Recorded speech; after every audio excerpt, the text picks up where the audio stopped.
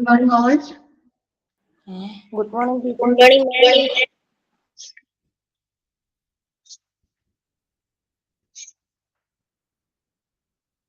Good morning. Teacher, in Ashwati class. Next Tuesday class emergency leave prayer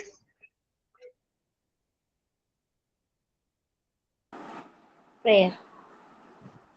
God's love is so wonderful. God's love is so wonderful. God's love is so wonderful. Oh, wonderful love.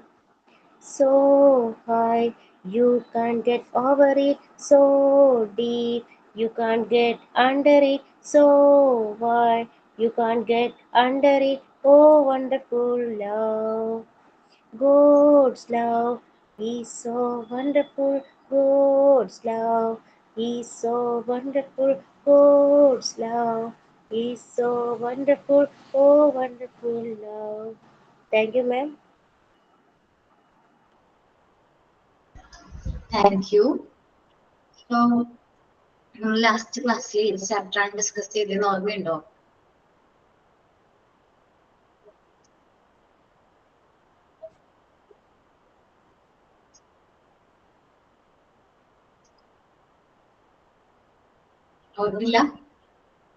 Movement unit 8. Okay, the complete akilalo. Complete akila, teacher. Okay. Monday നമ്മുടെ class എടുത്തില്ല.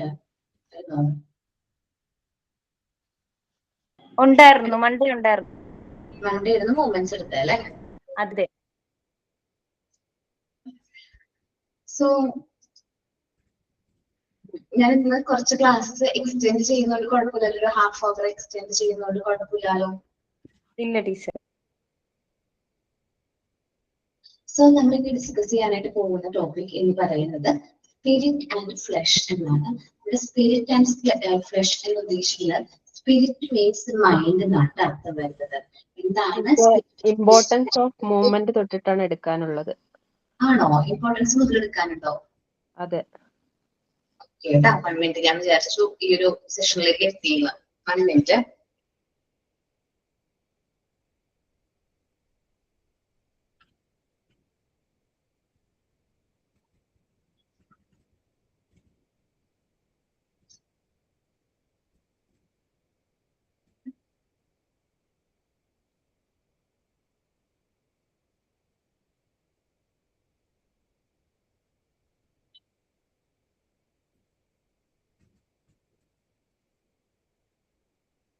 Okay, അപ്പൊ നമ്മളിത് നോക്കുന്നത് importance of മൂവ്മെന്റ്സിനെ കുറിച്ചിട്ടാണ് കേട്ടോ. മൂവ്മെന്റ്സും നമ്മളുടെ mental ഡെവലപ്മെന്റും തമ്മിൽ എന്തുണ്ട്? ക്ലോസ് ആയിട്ടുള്ള ഒരു കണക്ഷൻ ഉണ്ട് എന്ന് നമ്മൾ പറഞ്ഞു അല്ലെ. മൂവ്മെന്റ്സും നമ്മുടെ ഇന്റലക്ച്വൽ ഡെവലപ്മെന്റ് അല്ലെങ്കിൽ നമ്മുടെ മനസ്സിന്റെ ഡെവലപ്മെന്റും തമ്മിൽ എന്തിനാണ് കണക്ഷൻ ഉണ്ട്. അപ്പൊ നമ്മൾ ഏറ്റവും ഇമ്പോർട്ടന്റ് ആയിട്ട് ഞാൻ ഇത് പറഞ്ഞിട്ടുണ്ടായിരുന്നു മീനിങ്, എനിക്കിത് പറഞ്ഞതുപോലെ ഓർക്കണം. ടീച്ചർ ഇത് പറഞ്ഞതായിട്ട് ഞാനും ഓർക്കുന്നു. അതാ ഞാൻ ആരതി ചേച്ചി പറഞ്ഞപ്പം. ഇല്ല മിസ്, ആദ്യത്തെ കുറച്ച് കാര്യങ്ങൾ പറഞ്ഞിട്ട് ഇമ്പോർട്ടൻസ് ഓഫ് മൂവ്മെന്റ് നെക്സ്റ്റ് ക്ലാസ്സിൽ എടുക്കാന്ന് പറഞ്ഞപ്പോ ഞാൻ നെക്സ്റ്റ് ക്ലാസ് നോട്ട് ചെയ്ത് വെച്ചതുകൊണ്ടാണ് ഞാൻ ഇത്ര കോൺഫിഡൻസോടുകൂടി പറഞ്ഞത്. ഞാൻ പറഞ്ഞതുപോലെ ഒരു ഓർമ്മ, മൂവ്മെന്റ്സ് ക്ലാസ്സിൽ എടുത്ത പോലെ എന്റെ ഒരു ഓർമ്മ. നമ്മൾ importance of hand in movements and mental ഡെവലപ്മെന്റിനെ കുറിച്ചിട്ടാണ് നമ്മൾ നോക്കുന്നത്. മൂവ്മെന്റ്സിന്റെ ഇമ്പോർട്ടൻസ് ഒരു കുട്ടിയുടെ ഇന്റലക്ച്വൽ ഡെവലപ്മെന്റ് അല്ലെങ്കിൽ മെന്റൽ ഡെവലപ്മെന്റ് മൂവ്മെന്റ്സ് വളരെ ഇമ്പോർട്ടന്റ് ആയിട്ടുള്ള ഒരു റോള് വഹിക്കുന്നുണ്ട്. Hands are the instruments of intelligence. നമ്മുടെ ഹാൻഡ്സ് എന്ന് പറയുന്നത് നമ്മുടെ ഇന്റലിജൻസിന്റെ ഒരു ഇൻസ്ട്രുമെന്റ് ആണ്. നമ്മുടെ ഇന്റലിജൻസ് ഇംപ്രൂവ് ചെയ്യാനായിട്ടുള്ള ഒരു ഇൻസ്ട്രുമെന്റ് ആണ് എന്ത് നമ്മുടെ ഹാൻഡ്സ് എന്ന് പറയുന്നത്. Children learn and understand things through there hands. കുട്ടികൾ ഓരോ കാര്യങ്ങളും അവരുടെ ചുറ്റുപാടും കണ്ട് മനസ്സിലാക്കുന്നതും അത് തൊട്ടും തലോടിയും സെൻസ് ചെയ്ത് അവർ എന്ത് ചെയ്യാണ് മനസ്സിലാക്കാണ്. അതിന് ഏറ്റവും ഇമ്പോർട്ടന്റ് ആയിട്ടുള്ള ഫാക്ടർ എന്താണ്? നമ്മുടെ ഹാൻഡ്സ് ആണ് അല്ലെ, നമ്മുടെ കൈകളാണ്. Hands help the mind to develop. നമ്മുടെ മനസ്സ് ഡെവലപ്പ് ചെയ്യാനായിട്ട് നമ്മളെ എന്ത് ഹെൽപ്പ് ചെയ്യുന്നുണ്ട്? നമ്മുടെ ഹാൻഡ്സ് ഹെൽപ്പ് ചെയ്യുന്നുണ്ട്. So when children touch, hold, and manipulate the object, their thinking ability grow. കുട്ടികൾ ഓരോ തിങ്സും ടച്ച് ചെയ്ത് നോക്കി അത് എങ്ങനെ ടച്ച് ചെയ്ത് നോക്കും, അവർ ബൈറ്റ് ചെയ്ത് നോക്കും, അവർ ഹോൾഡ് ചെയ്ത് നോക്കും, അങ്ങനെ ആ തിങ്സിനെ കുറിച്ചിട്ട് അവർ എന്ത് ചെയ്യുന്നത്, ലേൺ ചെയ്യുന്നത്. Learning through experience. കുട്ടികൾ ഓരോ കാര്യങ്ങളും എക്സ്പീരിയൻസിലൂടെയാണ് ലേൺ ചെയ്യുന്നത്. ഇപ്പൊ നമ്മൾ ചൂടുവെള്ളം നോക്കുക, ചൂടാന്ന് പറയുമ്പോൾ ചിലപ്പോൾ ആദ്യം കുട്ടികൾ കേൾക്കണമെന്നില്ല.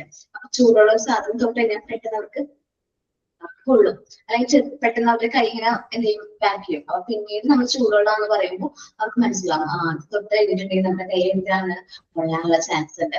അപ്പൊ അവര് ഓരോ എക്സ്പീരിയൻസിലൂടെ, ചെറിയ ചെറിയ എക്സ്പീരിയൻസിലൂടെയാണ് അവർ അവരുടെ ചുറ്റുപാടും നടക്കുന്ന കാര്യങ്ങളെ കുറിച്ച് ലേൺ ചെയ്യുന്നത്. Children gain knowledge by doing activities with their hands rather than only listening. നമ്മുടെ കുട്ടികളെ ഹാൻഡ് മൂവ്മെന്റ്സിലൂടെയാണ് ഓരോ കാര്യങ്ങളും എന്ത് ചെയ്യുന്നത്, ലേൺ ചെയ്യുന്നത്. ദെൻ പറയുന്നത് ഇംപ്രൂവ് കോർഡിനേഷൻ. നമുക്ക് കുട്ടികൾക്ക് കോർഡിനേഷൻ ഇംപ്രൂവ് ചെയ്യാനായിട്ട് നമ്മുടെ ഹാൻഡ് മൂവ്മെന്റ് ഹെൽപ്പ് ചെയ്യുന്നുണ്ട്. കാരണം നമുക്ക് കാര്യങ്ങൾ കറക്റ്റ് ആയിട്ട് നമ്മുടെ മസിൽസ് കൺട്രോൾ ചെയ്ത് കറക്റ്റ് നമ്മുടെ ബോഡി കോർഡിനേറ്റ് ചെയ്ത് ചെയ്യണമെന്നുണ്ടെങ്കിൽ ഹാൻഡ് മൂവ്മെന്റ്സ് എന്താണ്, വളരെ ഇമ്പോർട്ടന്റ് ആണ്. ഇംപ്രൂവ് കോർഡിനേഷൻ പറഞ്ഞു. Develop concentration. നമ്മുടെ കോൺസെൻട്രേഷൻ ഡെവലപ്പ് ചെയ്യണമെന്നുണ്ടെങ്കിൽ എന്താണ്, നമ്മുടെ ഹാൻഡ് മൂവ്മെന്റ് വളരെ ഇമ്പോർട്ടന്റ് ആണ്. അപ്പൊ ഡാൻസിന്റെ കാര്യമൊക്കെ പറഞ്ഞാലേ നമ്മള് എങ്ങനെയാണ്, ഡാൻസിൽ നമ്മുടെ ഹാൻഡ് മൂവ്മെന്റും വളരെ ഇമ്പോർട്ടന്റ് ആണ്. സോ കൺട്രോൾ ആൻഡ് കോർഡിനേഷൻ വളരെ ഇമ്പോർട്ടന്റ് ആയിട്ട് വേണ്ട മറ്റൊരു ആക്ടിവിറ്റി ആണ് ഇത്, ക്ലാസിക്കൽ ഡാൻസ് ഒക്കെ പോലെ. ദെൻ ഇത് കോൺസെൻട്രേഷൻ എന്ത് ചെയ്യും, ഇംപ്രൂവ് ചെയ്യാൻ ഹെൽപ്പ് ചെയ്യുന്നുണ്ട്. നമ്മുടെ അറ്റൻഷൻ ആൻഡ് ഫോക്കസ് ഇംപ്രൂവ് ചെയ്യും. Encourage independence. നമ്മുടെ ഹാൻഡ് മൂവ്മെന്റ്സ് അല്ലെങ്കിൽ നമ്മുടെ മൂവ്മെന്റ്സ് എന്ത് ചെയ്യുന്നത്, ഇൻഡിപെൻഡൻസ് കൊടുക്കുന്നുണ്ട്. കാരണം കുട്ടികൾ നമ്മൾ സ്ട്രിക്റ്റ് ആയിട്ട് നമ്മൾ ഒരു സ്ഥലത്ത് തന്നെ ഇരിക്കണം, അനങ്ങാതിരിക്കണം എന്ന് പറയുന്നില്ല. അവർക്ക് ഫ്രീ ആയിട്ട് മൂവ് ചെയ്യാനുള്ള റൈറ്റ്സ് കൊടുക്കുന്നുണ്ട്. അവരുടെ ക്രിയേറ്റിവിറ്റി എൻഹാൻസ് ചെയ്യുന്നുണ്ട്. അവർക്ക് ഡ്രോ ചെയ്യാനും റൈറ്റ് ചെയ്യാനും നമ്മുടെ ബ്ലോഗ്സ് ഒക്കെ വെച്ച് ബിൽഡ് ചെയ്യാനും ക്രിയേറ്റീവ് തിങ്കിങ്ങിനൊക്കെ എന്ത് ചെയ്യുന്നുണ്ട്, കുട്ടികളെ നമ്മൾ ഹെൽപ്പ് ചെയ്യുന്നുണ്ട്. Connect the Child with environment. കുട്ടികളെ അവരുടെ എൻവയോൺമെന്റ് ആയിട്ട് കണക്ട് ചെയ്യുന്നുണ്ട്. ഇതെല്ലാം മൂവ്മെന്റ്സിന്റെ പ്രത്യേകതകളാണ്. ഓക്കെ, സോ ദെൻ നമ്മൾ നോക്കുന്നത് ഇമ്പോർട്ടൻസ് ഓഫ് ഹാൻഡ് മൂവ്മെന്റ്സ് ആയിരുന്നു ഞാൻ പറഞ്ഞത്. Hand movements in and mental development തമ്മിലുള്ള ഇമ്പോർട്ടൻസിനെ കുറിച്ചിട്ടാണ് നമ്മൾ പറയുന്നത്. ടെസ്റ്റിലേക്ക് നോക്കുക എല്ലാവരും. Freedom of movement grant the children the convenience to observe, explore, prepare environment. നമ്മുടെ കുട്ടികൾക്ക് ഫ്രീഡം ഓഫ് മൂവ്മെന്റ് കൊടുക്കുന്നതിലൂടെ അവർക്ക് ഓരോ കാര്യങ്ങളും മനസ്സിലാക്കാനും അത് ഒബ്സർവ് ചെയ്യാനും അത് എക്സ്പ്ലോർ ചെയ്യാനും പ്രിപ്പയർഡ് എൻവയോൺമെന്റ് ഒബ്സർവ് ചെയ്യാനും എക്സ്പ്ലോർ ചെയ്യാനും ഹെൽപ്പ് ചെയ്യുന്നു. Constantly the Montessori child activity use and refine her sense as she absorb the whole world. നമ്മുടെ ചുറ്റുപാട് നടക്കുന്ന കാര്യങ്ങൾ എന്ത് ചെയ്യുന്നു, അബ്സോർവ് ചെയ്യുന്ന കാര്യങ്ങൾ മനസ്സിലാക്കുന്നു മൂവ്മെന്റ്സിലൂടെ. While the child in traditional classroom is generally confined to her desk, left almost exclusively to listen. സാധാരണയായിട്ട് ട്രഡീഷണൽ ക്ലാസ് റൂമിൽ എങ്ങനെയാണ്, കുട്ടികൾക്ക് മൂവ്മെന്റ്സ് പോസിബിൾ ആണോ? മൂവ്മെന്റ്സ് പോസിബിൾ ആണോ? അല്ലല്ലോ. ഒന്ന് നമുക്ക് പെർമിഷൻ വേണമെങ്കിൽ, ഒന്ന് എന്തെങ്കിലും കാര്യം ടീച്ചറോട് പറയണമെങ്കിൽ പോലും നമ്മൾ എന്ത് ചെയ്യണം, ഹാൻഡ് ഉയർത്തണം. അതിനുശേഷം നമ്മൾ പെർമിഷൻ വാങ്ങിച്ചതിന് ശേഷമായിരിക്കും ഒരു കാര്യം നമുക്ക് ടീച്ചറിനോട് പറയാൻ പറ്റുന്നത്. നമുക്ക് അവിടെ മൂവ് ചെയ്യാൻ പറ്റുമോ ട്രഡീഷണൽ ക്ലാസ് റൂമില് ഫ്രീ? ഇല്ലല്ലോ, ഒരു ഫ്രീഡം ഇല്ല മക്കളെ. ഭയങ്കര സ്ട്രിക്റ്റ് ആണ്. നമ്മൾ ആ ഒരു ബെഞ്ചിന്റെ ഡെസ്കിലും ലോക്കഡാണ്. നമുക്ക് അവിടെ നിന്ന് അനങ്ങാൻ പോലും വിത്തൗട്ട് പെർമിഷൻ. ഭയങ്കര സ്ട്രിക്ട് ഡിസിപ്ലിൻ ആണ്. നമ്മൾ എനിക്കറിയാവുന്ന ഒരു CBSE സ്കൂൾ എന്ന് പറഞ്ഞിട്ടുണ്ടെങ്കിൽ അവിടെ ഭയങ്കര സ്ട്രിക്ട് ഡിസിപ്ലിൻ ആണ്. ഏറ്റവും ചെറിയ കാര്യത്തിൽ സ്ട്രിക്ട് ഡിസിപ്ലിൻ ആണ്. മലയാളം ലാംഗ്വേജ് സംസാരിക്കാൻ പാടില്ല. ഇന്റർവൽ ടൈം പോലും കുട്ടികൾ ലാംഗ്വേജ്, നമ്മുടെ ഓൺ ലാംഗ്വേജ് സംസാരിക്കാൻ പാടില്ല. പണിഷ്മെന്റ് ആണ്. അങ്ങനെ പറഞ്ഞു കഴിഞ്ഞിട്ടുണ്ടെങ്കിൽ പണിഷ്മെന്റ് കാര്യങ്ങളും കിട്ടും. അപ്പൊ ഭയങ്കര ട്രഡീഷണൽ ക്ലാസ് റൂംസിൽ ഭയങ്കര എന്താണ്, എല്ലാ കുട്ടികളും അനങ്ങാതെ അച്ചടക്കത്തോട് കൊണ്ടിരിക്കണം. അവർ ഉദ്ദേശിക്കുന്ന അച്ചടക്കം എന്താണെന്ന് അറിയില്ല. അനങ്ങാതെ ഇൻ സ്റ്റാച്യു പോലെ ഇരിക്കണം എന്നാണ് ട്രഡീഷണൽ ക്ലാസ് റൂമിൽ പറയുന്നത്.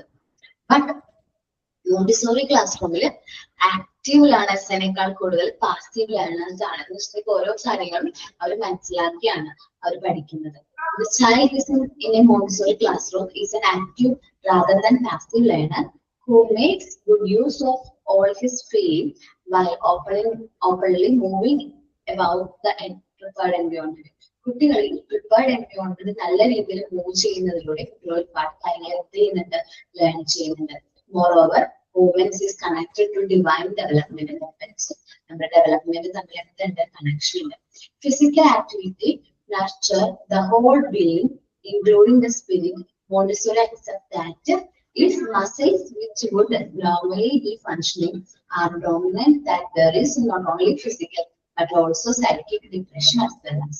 Suppose നമ്മുടെ മസിൽസിന് മൂവ് ചെയ്യാൻ പറ്റുന്നില്ലെങ്കിൽ കുട്ടികൾക്ക് ഫിസിക്കൽ ഡിപ്രഷൻ മാത്രമല്ല സംഭവിക്കുന്നത്, സൈക്കിക് ഡിപ്രഷനും കൂടി സംഭവിക്കുന്നു. മാനസികമായി അവര് ഡിപ്രഷനിലേക്ക് പോകും എന്നാ പറയുന്നത്. This is why the action can have an influence also upon spiritual energy. അതുകൊണ്ടാണ് നമ്മുടെ പ്രവൃത്തികളിൽ സ്പിരിച്വൽ എനർജി ആയിട്ട് കണക്റ്റഡ് ആണ് എന്ന് പറയുന്നത്. സോ അപ്പൊ മൂവ്മെന്റ്സും സൈക്കിക് ഡെവലപ്മെന്റും തമ്മിൽ എന്താണ്, ഡയറക്റ്റ് കണക്ഷൻ ഉണ്ട്. ഫിസിക്കൽ ഡെവലപ്മെന്റ്, ഫിസിക്കൽ ആക്ടിവിറ്റീസ് ഉള്ള കുട്ടികളിൽ മൂവ്മെന്റ്സ് പോസിറ്റീവ് ആയിട്ട്, psychic development, intellectual development positive ആയിട്ട്.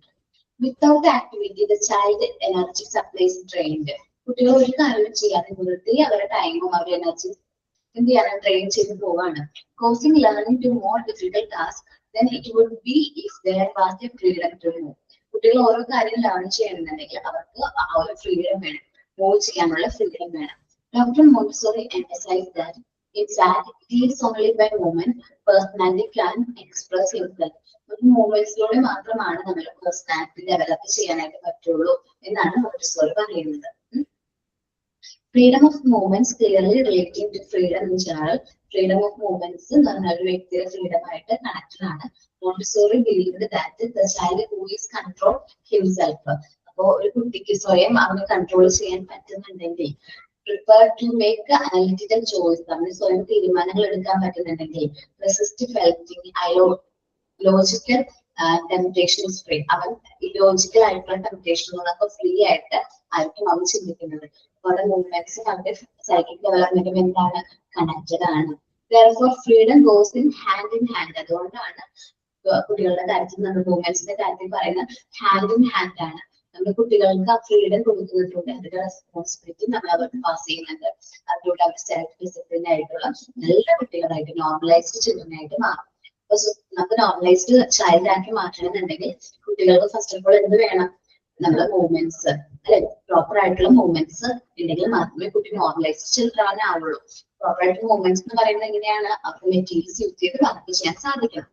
Within the prepared environment, the child is allowed to develop his focus. നമ്മൾ പ്രിപ്പയർഡ് എൻവയോൺമെന്റിലേക്ക് വരുമ്പോൾ കുട്ടികൾ ഓരോ കാര്യങ്ങളും ചെയ്ത് സ്വയം ഫോക്കസ് ആവാനായിട്ട് ശ്രമിക്കും. Become self disciplined. കുട്ടികൾക്ക് സെൽഫ് ഡിസിപ്ലിൻഡ് ആയിട്ട് മാറും. And act with responsibility. അവർ സെൽഫ് ഡിസിപ്ലിൻഡ് ആവും, അവർ ഉത്തരവാദിത്വത്തോടു കൂടി ഓരോ കാര്യങ്ങളും ചെയ്യും. He is by that able to become truly free. അങ്ങനെ ആവുമ്പോഴാണ് കുട്ടികൾ ട്രൂ ആയിട്ട് ഫ്രീ ആകുന്നതും ഓരോ കാര്യങ്ങളും അവർ ലേൺ ചെയ്യാനായിട്ട് പഠിക്കുന്നത്. In short, movements leads to muscles improvement. കുട്ടികളുടെ മൂവ്മെന്റ്സ് മസിൽ ഇംപ്രൂവ്മെന്റിനെ ഹെൽപ്പ് ചെയ്യുന്നുണ്ട്. സ്റ്റിമുലേറ്റ് ദ മൈൻഡ്, നമ്മുടെ മനസ്സിനെ സ്റ്റിമുലേറ്റ് ചെയ്യുന്നുണ്ട്.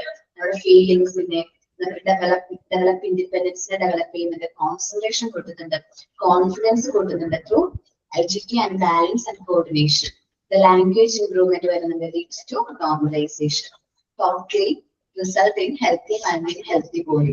നമ്മൾ പണ്ടേ നമ്മൾ എവിടെയോ പറഞ്ഞിട്ടുണ്ടായിരുന്നു, healthy mind is only in A healthy body.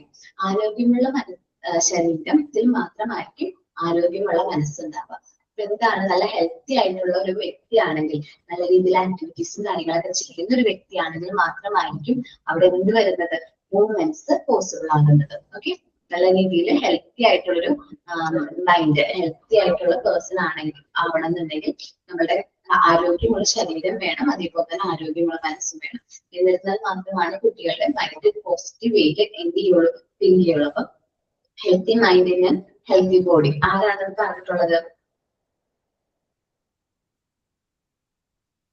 അത് പറഞ്ഞില്ല. Healthy mind is only in healthy body അത് പറഞ്ഞില്ല.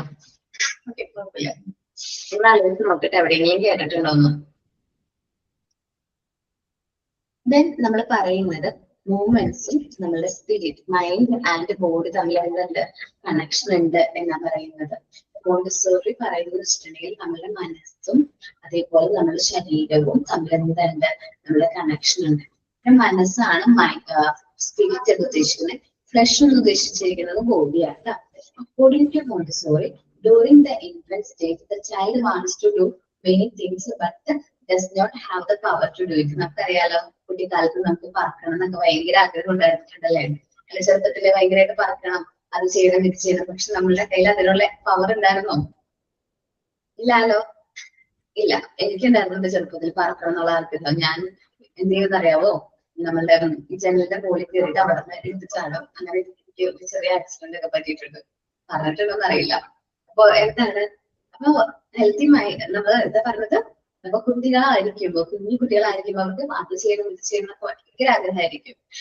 ബട്ട് നമ്മുടെ കയ്യിൽ അതിനുള്ള എന്തില്ല, എനർജി ഇല്ല, അല്ലെങ്കിൽ പവർ ഇല്ല. It is like the spirit is willing, നമ്മുടെ മനസ്സ് വില്ലിങ് ആണ്, but the body is week, നമ്മുടെ ബോഡി വീക്ക് ആണ്. The flesh stand for almost absolute complicity of voluntary muscles with which we are enwound. ഇവിടെ flush എന്ന് ഉദ്ദേശിക്കുന്നത് എന്താണ്? നമ്മുടെ ശരീരത്തെയാണ്. ആ സമയത്ത് നമുക്ക് അത് ചെയ്യാനുള്ള പവർ ഉണ്ടാക്കില്ല. They are materials out of which the child will have to be create his instrument. അപ്പൊ നമുക്ക് ഇങ്ങനെ കുട്ടികൾക്ക് ഓരോ കാര്യങ്ങളും ചെയ്താണ് അവൻ എന്ത് ചെയ്യുന്നത്, അവന്റെ ഓരോ മെറ്റീരിയൽസ് വർക്ക് ചെയ്യുന്നതിലൂടെയാണ് അവൻ ആ ക്രിയേറ്റീവ് ആയിട്ട് ഓരോ കാര്യങ്ങൾ ചെയ്യാൻ സാധിക്കുന്നത്. The child at birth lack of coordination, കുട്ടികൾ ജനിക്കുമ്പോൾ അവർക്ക് കോർഡിനേഷൻ കുറവാണ്. അതുകൊണ്ടാണ് സാധാരണ നമ്മൾ നോക്കുകയാണെങ്കിൽ മൃഗങ്ങള് ജനിച്ചുടനെ എഴുന്നേറ്റ് നിൽക്കാനും നടക്കാനൊക്കെ തുടങ്ങും, ഇല്ലേ?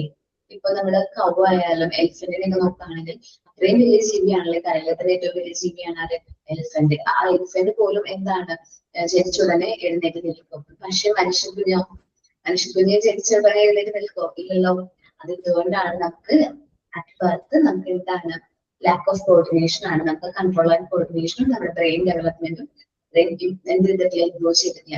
പതിയെ നമ്മളൊരു എൻവയോൺമെന്റ് എക്സ്പ്ലോർ ചെയ്യുന്നതിലൂടെ ആണ് പതിയാണ് നമ്മുടെ നെർവസ് സിസ്റ്റം ഡെവലപ്പ് ആവുന്നത്, അതേപോലെ നമ്മുടെ ബ്രെയിൻ ഡെവലപ്മെന്റ് സംഭവിക്കുന്നത്.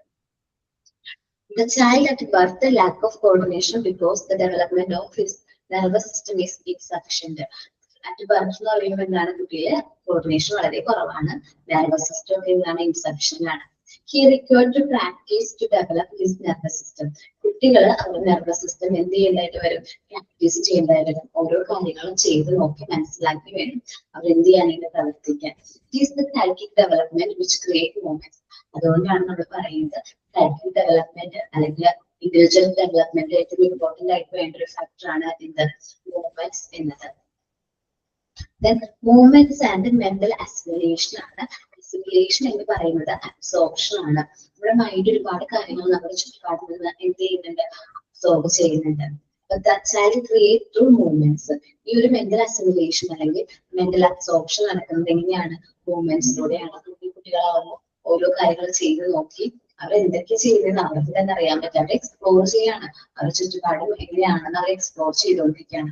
His actual learning involves movements. ഒരു കുട്ടി നല്ല രീതിയിൽ ലേൺ ചെയ്യുന്നുണ്ടെങ്കിൽ അവിടെ എന്ത് ഇമ്പോർട്ടന്റ് ആണ്, മൂവ്മെന്റ്സ് ഇമ്പോർട്ടന്റ് ആണ്. The child also improve his mental power by searching out sensation and movements. അപ്പൊ കുട്ടികൾ അവരുടെ മെന്റൽ പവർ ഇംപ്രൂവ് ചെയ്യുന്നുണ്ടെങ്കിൽ ഓരോ കാര്യങ്ങൾ സെർച്ച് ചെയ്യണം, അതേപോലെ തന്നെ സെൻസേഷനിലൂടെയാണ് കുട്ടികൾ ഓരോ കാര്യങ്ങളും എന്ത് ചെയ്യുന്നത്, ലേൺ ചെയ്യുന്നത്. ഓക്കെ, അപ്പൊ ഇത്രയും കാര്യങ്ങളാണ് ഞാൻ പറഞ്ഞത്. എന്തൊക്കെയാണ് മൂവ്മെന്റ്സും നമ്മളുടെ എന്താണ് ഇന്റലക്ച്വൽ ഡെവലപ്മെന്റ് തമ്മിൽ എന്താണ് വളരെ ഇമ്പോർട്ടന്റ് ആയിട്ടുള്ള ഒരു കണക്ഷൻ ഉണ്ട് എന്ന് പറഞ്ഞു. മൈൻഡ് ആൻഡ് ബോഡി ഒരുമിച്ച് നല്ല രീതിയിൽ വർക്ക് ചെയ്താൽ മാത്രമാണ് മൂവ്മെന്റ്സ് പോസിബിൾ ആകുന്നതെന്ന് പറഞ്ഞു. മൂവ്മെന്റ്സും മെന്റൽ അസിമിലേഷനും തമ്മിൽ എന്താണ് കണക്ഷൻ ഉണ്ടെന്ന് പറഞ്ഞു. ഇത്രയും കാര്യങ്ങളൊന്ന് റീഡ് ചെയ്ത് നോക്കാം. ജസ്റ്റ് ഒന്ന് റീഡ് ചെയ്ത് നോക്കട്ടെ എല്ലാവരും.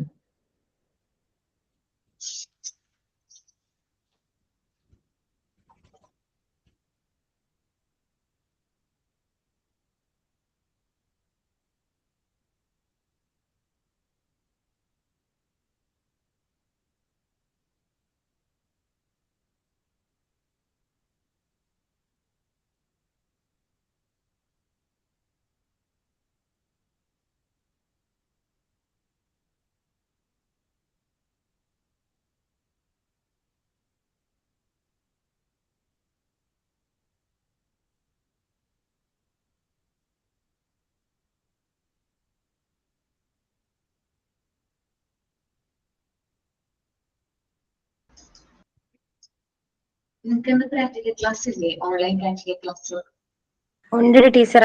ആതിര മിസ്സിന്റെ എത്ര മണിക്കാണ്? 12:30 ആണോ? 12:30. അതെ. ഞാൻ 12 മണി വരെയും എടുക്കും ക്ലാസ്. അത് കഴിഞ്ഞിട്ടൊരു അരമണിക്കൂർ ബ്രേക്ക് എടുത്തിട്ട് ജോയിൻ ചെയ്യുന്നു കേട്ടോ.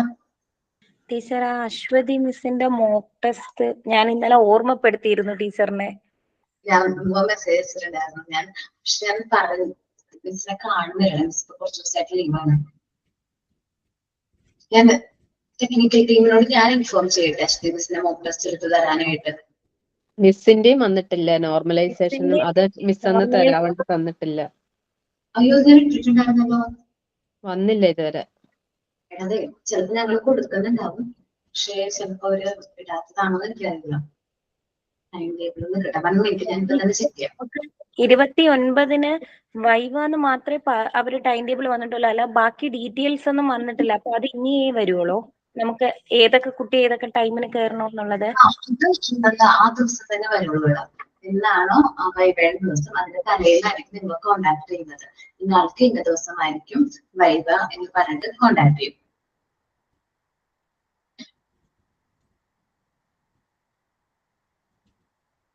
ഒരു കാര്യം കൂടി ചോദിക്കട്ടെ? ചോദിച്ചോടാം. പാർട്ട് 4 4 ചാപ്റ്റർ ഇനി കംപ്ലീറ്റ് ചെയ്യാനുണ്ടല്ലോ. അത് കംപ്ലീറ്റ് ആയില്ലെങ്കിൽ എക്സാമിന് ഉണ്ടാവോ? കംപ്ലീറ്റ് ആകും. ഓക്കെ. പിന്നെ ഞാനൊരു ചാപ്റ്റർ എടുക്കും. പിന്നെ 2 ചാപ്റ്റേഴ്സ് ഞാൻ സാറ്റർഡേ എടുക്കുന്നുണ്ട്.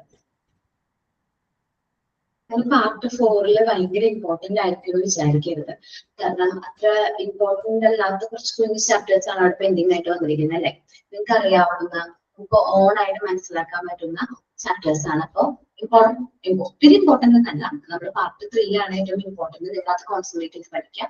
പാർട്ട് 4 ഇപ്പോ ഞാൻ എടുക്കാൻ പോകുന്ന ചാപ്റ്റർ ഗുഡ് മാനേഴ്സ് ഒക്കെയാണ്. അതിൽ നിന്ന് ചിലപ്പോൾ 1-2 ക്വസ്റ്റ്യൻ ഒക്കെ ആയിരിക്കും ടേം എക്സാമിന് ഒരു 1-2 ക്വസ്റ്റ്യൻ ചോദിച്ചാൽ ചോദിക്കും. അങ്ങനെയാണ് കേട്ടോ. പറയാം, അത്ര ഇമ്പോർട്ടന്റ് അല്ലെങ്കിലും നമ്മൾ അറിഞ്ഞിരിക്കേണ്ട കുറച്ച് കാര്യങ്ങളാണ്. 1 മിനിറ്റ് കേട്ടോ.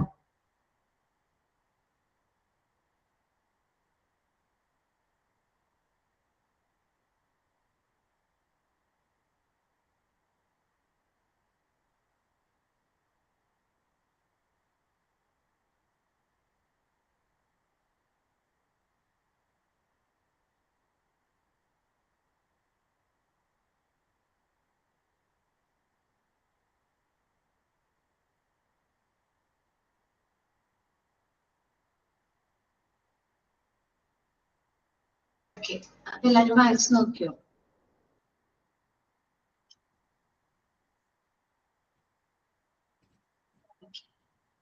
ദെൻ നമ്മൾ പറയുന്നത് മൂവ്മെന്റ്സ് ആൻഡ് ഡിസ്കവറി ആണ്. മൂവ്മെന്റ്സിലൂടെ നമ്മൾ എന്തെല്ലാം കാര്യങ്ങളാണ് ഡിസ്കവർ ചെയ്യുന്നത് എന്നതാണ്. ത്രൂ മൂവ്മെന്റ്സിലൂടെ നമുക്ക് first of all concentration develop ചെയ്യാനായിട്ട് പറ്റും. ജസ്റ്റ് ഒരു എക്സാമ്പിൾ പറയുകയാണെങ്കിൽ, നമ്മളിപ്പോ പഠിക്കുകയാണെന്ന് വിചാരിക്കുക. പഠിക്കുന്ന സമയത്ത് നമ്മൾ മൂവ്മെന്റ്സ് ഉണ്ട് അവിടെ അല്ലെ. നമ്മൾ എഴുതി പഠിക്കുകയാണെങ്കിൽ അവിടെ മൂവ്മെന്റ്സ് ഉണ്ട്. വായിച്ചു പഠിക്കുമ്പോൾ അവിടെ അത്ര സെൻസ് വർക്ക് ചെയ്യുന്നില്ലെങ്കിലും നമ്മൾ എഴുതി പഠിക്കുമ്പോൾ നമുക്ക് ഓർമ്മയിൽ വരും അല്ലെ. അപ്പൊ എഴുതി പഠിക്കുമ്പോൾ എന്താണ് മൂവ്മെന്റ്സ് ഉണ്ട്. അപ്പൊ നമുക്ക് കോൺസെൻട്രേഷൻ ഡെവലപ്പ് ചെയ്യാനായിട്ട് പറ്റും. അതേപോലെ തന്നെ നമ്മളൊരു കാര്യം വിഷ്വലി കാണിച്ചു തരാണ്, അല്ലെങ്കിൽ സ്റ്റോറീസ് പറയുകയാണെങ്കിൽ നമുക്ക് എന്താണ് ടീച്ചേഴ്സിന്റെ രീതി, നമുക്ക് കോൺസെൻട്രേഷനും അറ്റൻഷനും എന്ത് ചെയ്യാൻ പറ്റും, ഡെവലപ്പ് ചെയ്യാനായിട്ട് പറ്റും. ജസ്റ്റ് ഇപ്പൊ ഒരു ഭയങ്കര വലിയൊരു ഡ്രാമയാണ് നമുക്ക് ക്ലാസ് എടുക്കാനുള്ളത്. ആ ഡ്രാമ ഞാൻ എന്ത് ചെയ്യും, ഓരോ കുട്ടികൾക്കും അസൈൻ ചെയ്ത് കൊടുക്കുകയാണ്.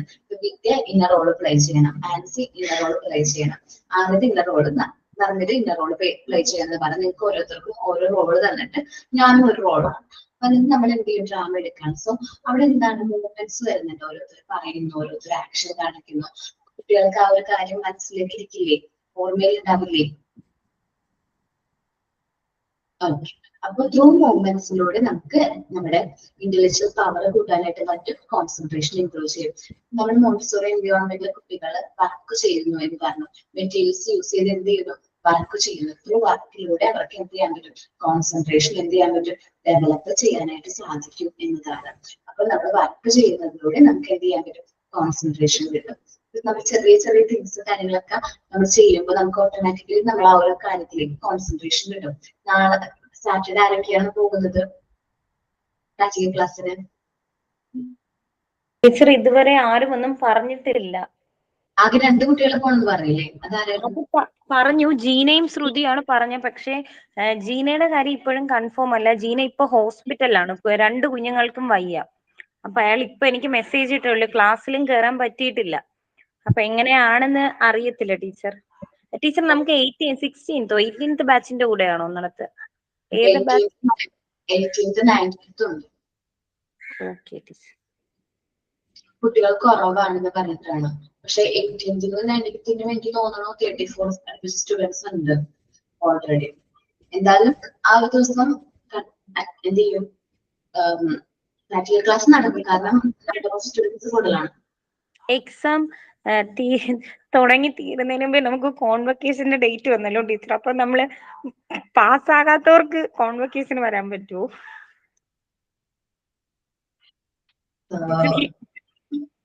കോൺവക്കേഷൻ പാസ്സാവാത്തവർക്ക് എന്തിനാ അങ്ങനെയൊക്കെ ചിന്തിക്കണേ? എനിക്ക് ഇപ്പോഴും ടെൻഷനാണ്. എനിക്കും ജീനയും ശ്രുതിയും നമ്മൾ 3 പേരും എല്ലാ ദിവസവും പരസ്പരം വിളിക്കും.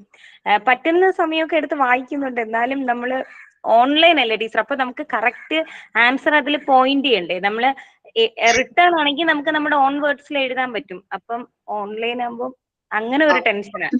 നിങ്ങള് കാരണം എക്സാം പോയിന്റ് ഓഫ് വ്യൂ നോക്കാതെ നമ്മൾ പറഞ്ഞു തന്ന കാര്യങ്ങൾ നിങ്ങളുടെ മനസ്സിലേക്കില്ലേ, അപ്പൊ അതനുസരിച്ച് ആൻസർ ചെയ്യാനായിരിക്കും നല്ലത് എനിക്ക് തോന്നുന്നു. സിമ്പിൾ നമ്മൾ എക്സാം അത്ര വലിയ കോംപ്ലിക്കേറ്റഡ് ആവാറില്ല. ഇപ്പൊ ബേസിക് ആയിട്ട് പറയുകയാണെങ്കിൽ സാധാരണ ഞങ്ങൾ മാത്രമേ ഉള്ളൂ, ഞാൻ അശ്വിനി ഷംസേ ഉള്ളൂ. ഞങ്ങൾ ഒരുപാട് ടഫായിട്ടുള്ള ക്വസ്റ്റ്യൻസ് കോമൺലി ഇടാറില്ല. അപ്പൊ ഡിപ്ലോമ നിങ്ങൾ ടെൻഷൻ അടിക്കേണ്ട, അതെനിക്ക് ഉറപ്പാണ്. ഡിപ്ലോമ നിങ്ങൾ നല്ല രീതിയിൽ പെർഫോം ചെയ്യും. അതിനാ മിസ് പാർട്ട് ഫോറിന്റെ മോക്ക് ടെസ്റ്റ് ഒക്കെ ചോദിച്ചത്. എന്താണ് പാർട്ട് ഫോറിന്റെ മോക്ക് ടെസ്റ്റ് ഇതുകൊണ്ടാ ചോദിച്ചത് അറിയാ. എന്താ പറഞ്ഞാൽ അറ്റ്ലീസ്റ്റ് മോക്ക് ടെസ്റ്റെങ്കിലും നമുക്ക് പ്രാക്ടീസ് ചെയ്യാലോ. ഇതിപ്പോ ടെക്സ്റ്റും കാണുമ്പോഴും വായിക്കാൻ തുടങ്ങുമ്പോഴും ടെൻഷൻ ആവുന്നു. ഇതൊക്കെ വായിച്ചു തീരും, ഇതൊക്കെ തലയിൽ നിൽക്കുമോ എന്നുള്ളൊരു കൺഫ്യൂഷൻ വരും. അപ്പൊ മോക്ക് ടെസ്റ്റ് കിട്ടുമ്പോ ഒരു ഐഡിയ കിട്ടും എന്നുള്ളതുകൊണ്ടാ ചോദിച്ചുകൊണ്ടിരിക്കുന്നത്. നിങ്ങൾ ടേം എക്സാമിന് വേണ്ടിയിട്ടാണ് ആദ്യം പഠിക്കുന്നത് അല്ലേ? ടേം എക്സാമിൽ 29 നടക്കാൻ പോകുന്ന ടേം എക്സാം 1 നടക്കാൻ പോകുന്ന ടേം എക്സാമിന് വേണ്ടിയിട്ട് അപ്പൊ നമ്മൾ എന്താ ചെയ്യാൻ പോയെന്ന് അറിയാം. നിങ്ങൾ എന്ത് ചെയ്യുന്ന വെച്ചാൽ ആദ്യം ഫസ്റ്റ് യൂണിറ്റ് റീഡ് ചെയ്യാം. മൊത്തമായിട്ട് ഫസ്റ്റ് യൂണിറ്റ് റീഡ് ചെയ്യാം. ഒരു യൂണിറ്റ് മാത്രമല്ല റീഡ് ചെയ്യുന്നുള്ളൂ, മൊത്തമായിട്ട് റീഡ് ചെയ്തിട്ട് അതിന്റെ മോക്ക് ടെസ്റ്റ് എടുക്കാം. അത് അറ്റൻഡ് ചെയ്ത് നോക്കാം. അപ്പൊ നിങ്ങൾക്ക് മാർക്ക് കിട്ടും. ഞാൻ ഇന്നലെ അങ്ങനെയാണ് മിസ്റ്റേക്ക് ചെയ്തത്. ഞാൻ ഒരു ചാപ്റ്റർ വായിച്ചിട്ട് അതിന്റെ മോക്ക് ടെസ്റ്റ് അങ്ങനെയാണ് ഞാൻ ചെയ്തത്. അങ്ങനെ ചെയ്യുമ്പോൾ നമ്മൾ ഓർമ്മയിലുണ്ടാവും, നമ്മൾ പഠിച്ചുകൊണ്ട് നമുക്കൊന്ന് വിലയിരുത്താൻ പറ്റും. ഇത് മൊത്തം വായിച്ചു കഴിഞ്ഞിട്ട് നമുക്കത് അറ്റൻഡ് ചെയ്യാൻ വെച്ചിട്ടുണ്ടെങ്കിൽ നടക്കണ കാര്യമല്ല. നമുക്കറിയാതെ അത്യാവശ്യം നല്ല ലാഭം. സൈക്കോളജി പേപ്പർ വരുന്നില്ല, ഡിഫൻസ് മെക്കാനിസം, അതാണ് കുറച്ച് അത് എല്ലാം കൂടെ ഭയങ്കര ഒരു ഇതായിട്ട് നിൽക്കുന്നത്. ആണോ? ഡിഫൻസ് മെക്കാനിസം അശ്വിനിസിനോട് ഒരു സ്പെഷ്യൽ ക്ലാസ് ചോദിക്കോ എക്സാം കഴിഞ്ഞിട്ട്? അല്ല, ആ ഒരു ചാപ്റ്റർ മാത്രമല്ല ടീച്ചർ, സൈക്കോളജി പേപ്പർ വരുന്ന 2-3 ചാപ്റ്റർ ഉണ്ട്. നീഡ്സ് ഉണ്ട്. പിന്നെ ഇൻഡിവിജ്വൽ ഡിഫറൻസോ അങ്ങനെ. നീഡ്സ് എങ്ങനെയുണ്ട്?